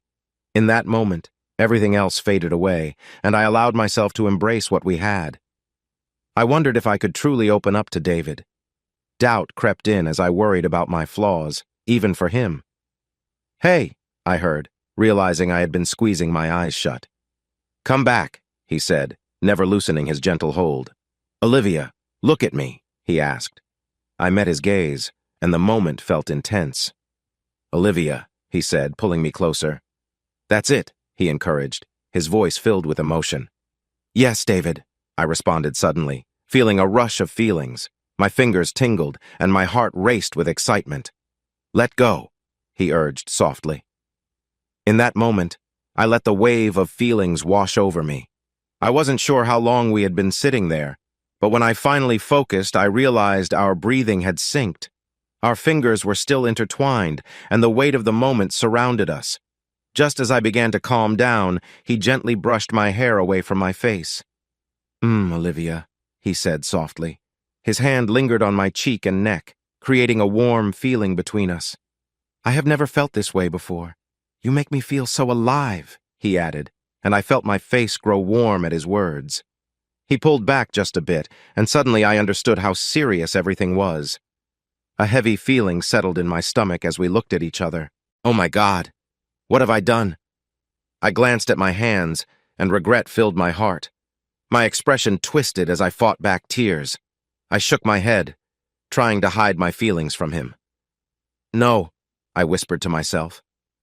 "Olivia," David said in a caring voice, reaching out to me. I tried to stand up but ended up back on the ground, feeling completely overwhelmed. "No," I said softly. "What have I done?" My body shook with emotion as I curled up. Tears flowed as I struggled to understand everything. The feeling of sadness grew heavier when David moved closer, placing his hands on my shoulders. "I'm here," he murmured gently, holding me close. "Let me in. Let me help." "You can't." Sadness tightened around my chest, making it hard to breathe. "I don't know why you think I'm someone special, but I don't feel like that." He placed his hands softly on each side of my head, moving the hair away from my tear-streaked face. "I see a girl who wants to feel free." His words hit me deep inside, and I shook my head, stepping back but keeping our gaze locked. "I'm not that person. I don't want that," I said, pressing my hand firmly against my chest. "I feel lost inside, David. You don't get it. There's nothing here to give. I feel too broken. And you, oh God, you're so amazing." The confession took my breath away, and I trembled under his gentle grip. He was drawing out my hidden feelings, revealing them in a way I never expected. David looked worried. I wasn't sure what his expression meant. All I knew was that I had pushed him away, but it felt too late. The damage was already done. I thought he would let me go, maybe say he had to work early while I gathered my things to leave. But instead, he pulled me closer, and I felt a spark between us. He lifted me off the ground and held me tightly. I wrapped my arms around him, feeling the energy in the air. His hands pressed into my back, and I gasped in surprise. He leaned me against the cold wall, and a lamp fell off the nightstand. "Oh, no," he said, adjusting to my weight. I leaned back against the wall, feeling safe with him. His kisses were more intense than I had expected as we shared a breath. Suddenly, he lifted me again, bringing us even closer. "You feel amazing," he whispered, leaning in close. As we moved together, I held on to him, overwhelmed by everything I was feeling. I took a breath, tilting my head back against the wall as we lost ourselves in the moment. "It's okay, don't stop," I said softly as he guided us toward the bed. He supported my back, making sure I was comfortable. His eyes showed a mix of excitement and care as we exchanged quick kisses. "Just hang on," he said with a playful smile. His eyes traced my figure in the soft light of the moon. "Clasp your hands behind your back, just like that." I felt a thrill at his request, my heart racing. I had imagined this moment, and the anticipation was real. When I climbed onto the bed, I looked at him eagerly, wanting to make the space between us disappear. He stepped closer, locking eyes with me. In one smooth movement, he pulled me closer, and I fell back onto the comforter. Lying there, I closed my eyes, enjoying the moment. His gentle touch moved softly over my skin, causing my heart to race. I tried to focus, soaking in all the feelings he was creating. He leaned against me, and with every touch, warmth flowed through me. I reacted instinctively, wanting more while getting lost in the depth of his presence. As we connected more deeply, a wave of emotions filled me with joyful anticipation. "David," I complained softly. "Fine," he sighed and turned away. "Really?" I replied, matching his irritation with a sigh of my own. Olivia, I just spent a lot of time with you. Who cares? I hadn't needed to go before, but now I realized I couldn't hold it in any longer. I relaxed and let go. It felt oddly close between us, even though I had been in similar spots before. Once I was done, I pushed myself up with shaky legs. He lifted me again before I could even react. Aren't I heavy? I asked playfully, my arms around his neck. He laughed and tossed me softly before catching me. No, sweetie, you are not. Do you think I could stand for so long if you were? The wall did a lot of the work, I said as he held me over the bed. Oh, is that what you think? He teased. My eyes widened and I held back a giggle. Can you?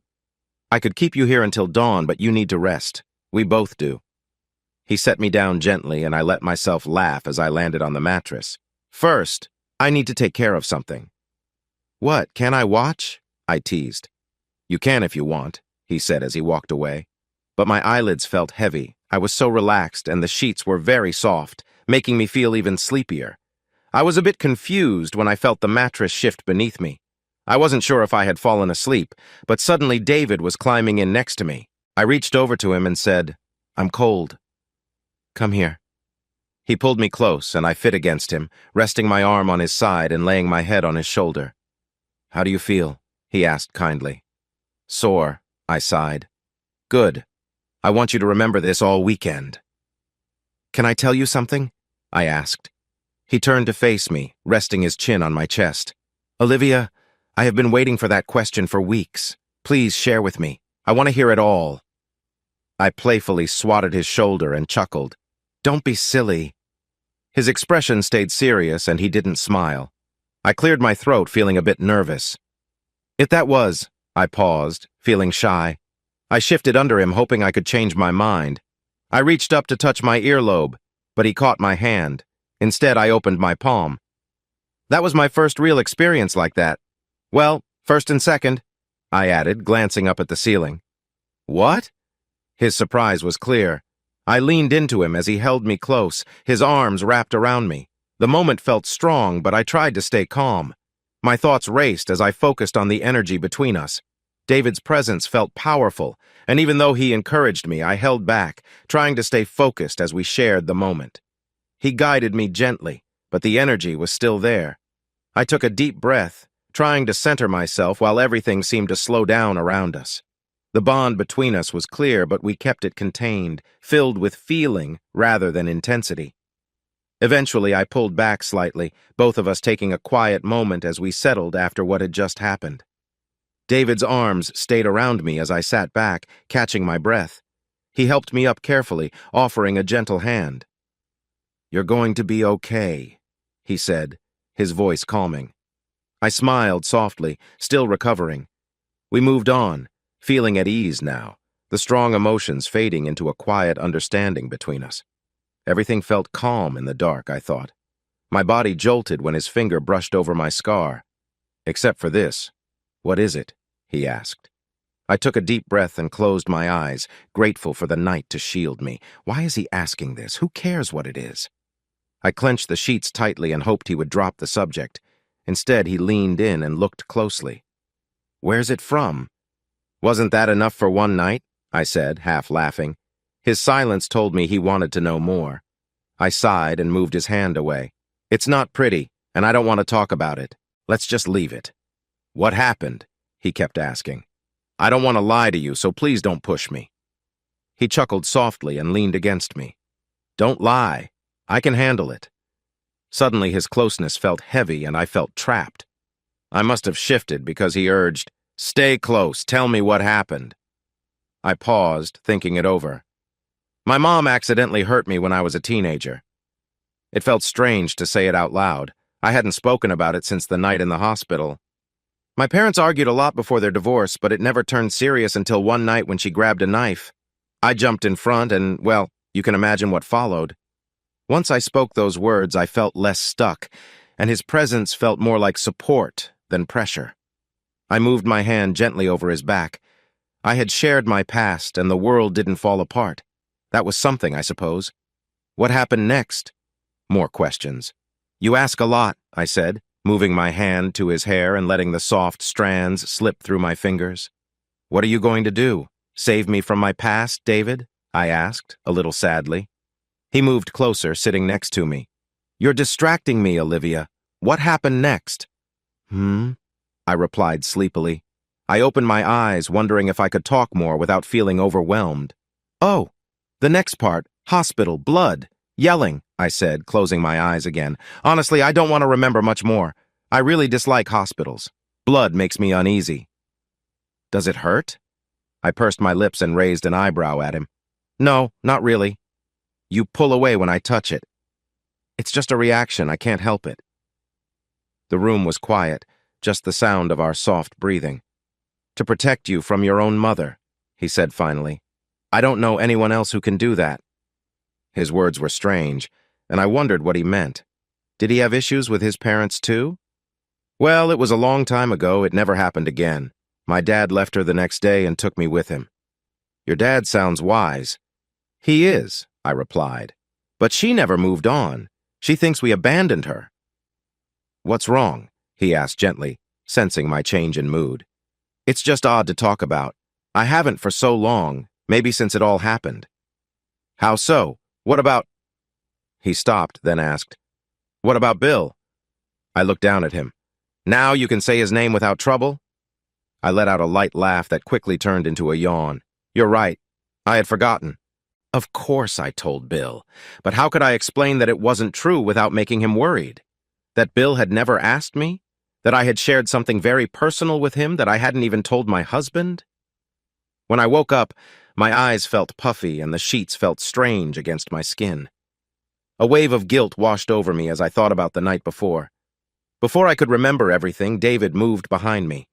He gently lifted my hair and brushed his lips against my neck, making me close my eyes again. "Perfect," he whispered. My body stiffened, and I opened my eyes wide. In the bright morning light, the truth of what had happened hit me.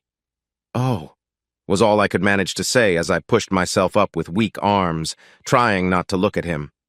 My eyes were sore from lack of sleep, and my tiredness felt only physical. I looked at my watch, wondering how I had gotten through the night. 6 o'clock. A heavy feeling of shame washed over me, waking me from my uneasy sleep. "I have to leave." My voice was sharper than I meant, but thoughts of my husband coming back soon filled my mind. I felt conflicted, wishing I hadn't come. I stole a glance at him. The white sheets were pulled up to his waist, and he looked at me, relaxed against his arm. My hair must have looked messy, and I imagined my makeup was smudged. He didn't seem to mind. "Stay," he said. I knew that if I let myself, my worries might slowly disappear under his gaze. But I no longer felt adventurous. I felt wrong. A dull pain throbbed behind my eyes as I searched for something to cover myself. I noticed David getting up, and when I turned, he was putting on some clothes. His physique looked impressive in the morning light, and it was hard not to give in to my feelings. He offered me his side of the sheet. Wrapping it around myself, I stood as we exchanged looks across the bed. I thought the tension between us would ease, but it only seemed to grow as memories of the previous night replayed in my mind. "Bathroom," I said, shifting my weight. He nodded. I quickly scanned the bright bedroom, which was clean except for a wall of gray stone behind the bed. In the bathroom, I closed the door. It was just as beautiful, with more stone and a glass shower that looked out at the water. Sitting down, I ran my hands over my face. I couldn't believe I had gone through with it. The weight of what I had done felt heavy on me. I wondered if David often let women stay overnight. The thought made me press my hands into my eyes until I saw white. It didn't matter. He must have gotten what he wanted. Hadn't I? It was a moment I had often dreamed about, but it felt so different now. I shook my head. I had responsibilities. I had a husband and a life to think about. What had I done? I had crossed a line I couldn't come back from. As I washed my hands, I caught a quick look at my reflection. My makeup was smudged, my eyes were puffy, and my hair was a mess. I didn't feel surprised by my appearance anymore. Had I changed? Would my choices stay with me forever? I wiped the smudges from my eyes and ran my fingers through my hair, trying to tame it. I really needed a brush. It was one thing I could manage at the moment. My fingers got stuck in some knots, and I sighed, feeling stressed. When I finally opened the door, David was sitting on the edge of the bed wearing comfortable clothes. I leaned against the doorframe. "I liked your messy hair," he said with a slight smile. "No way, it definitely needs some help," I replied. "It doesn't seem to know how to behave," I said, tossing my hair over my shoulder. "Well, I like you like this messy," he said. "David, last night was—" I let the sentence hang in the air, wrapping the sheet tighter around me. "It was," he agreed, nodding slowly. "And I meant what I said." "About my hair?" I joked. "No," he answered seriously. "Then what do you mean?" "Everything. That I want you in my life, that I care for you, that you're amazing," he said, smiling sincerely. He seemed to shine, especially with his messy hair. "I want more, Olivia." My thoughts raced. Our bond had grown stronger after we had shared so much. For the first time, a question I'd been wrestling with surfaced. Does he really care about me? And I meant what I said. I needed to stop this right now. The conversation couldn't go on. Too much had already happened. "I'm not good for you. I'm broken and married. Trust me. It's the only way." He closed his eyes for a moment and then opened them wide. "You're broken?" he asked, looking surprised. "And you say you have nothing to give? How can you say that after last night?" "I know. Being with you last night was—" My voice caught as I struggled to find the right words. "It was freeing, and not just in an emotional way, but that doesn't change that I'm with someone else." He stood up from the bed. "Don't," I said, raising my hands and taking a step back. His gaze was intense, and my heart raced. He took a calm step toward me. "This can't happen again," I explained. "It just can't. Olivia." The way he said my name showed he meant it. He reached for me confidently, pulling me into his embrace and placing soft kisses on my cheek, neck, and shoulder. I cherished the comfort of his presence, knowing it would be the last time. I began to cry quietly in his arms, mourning what I was losing, not out of guilt, but sadness. He held me tight as I cried, his hands gently comforting my back.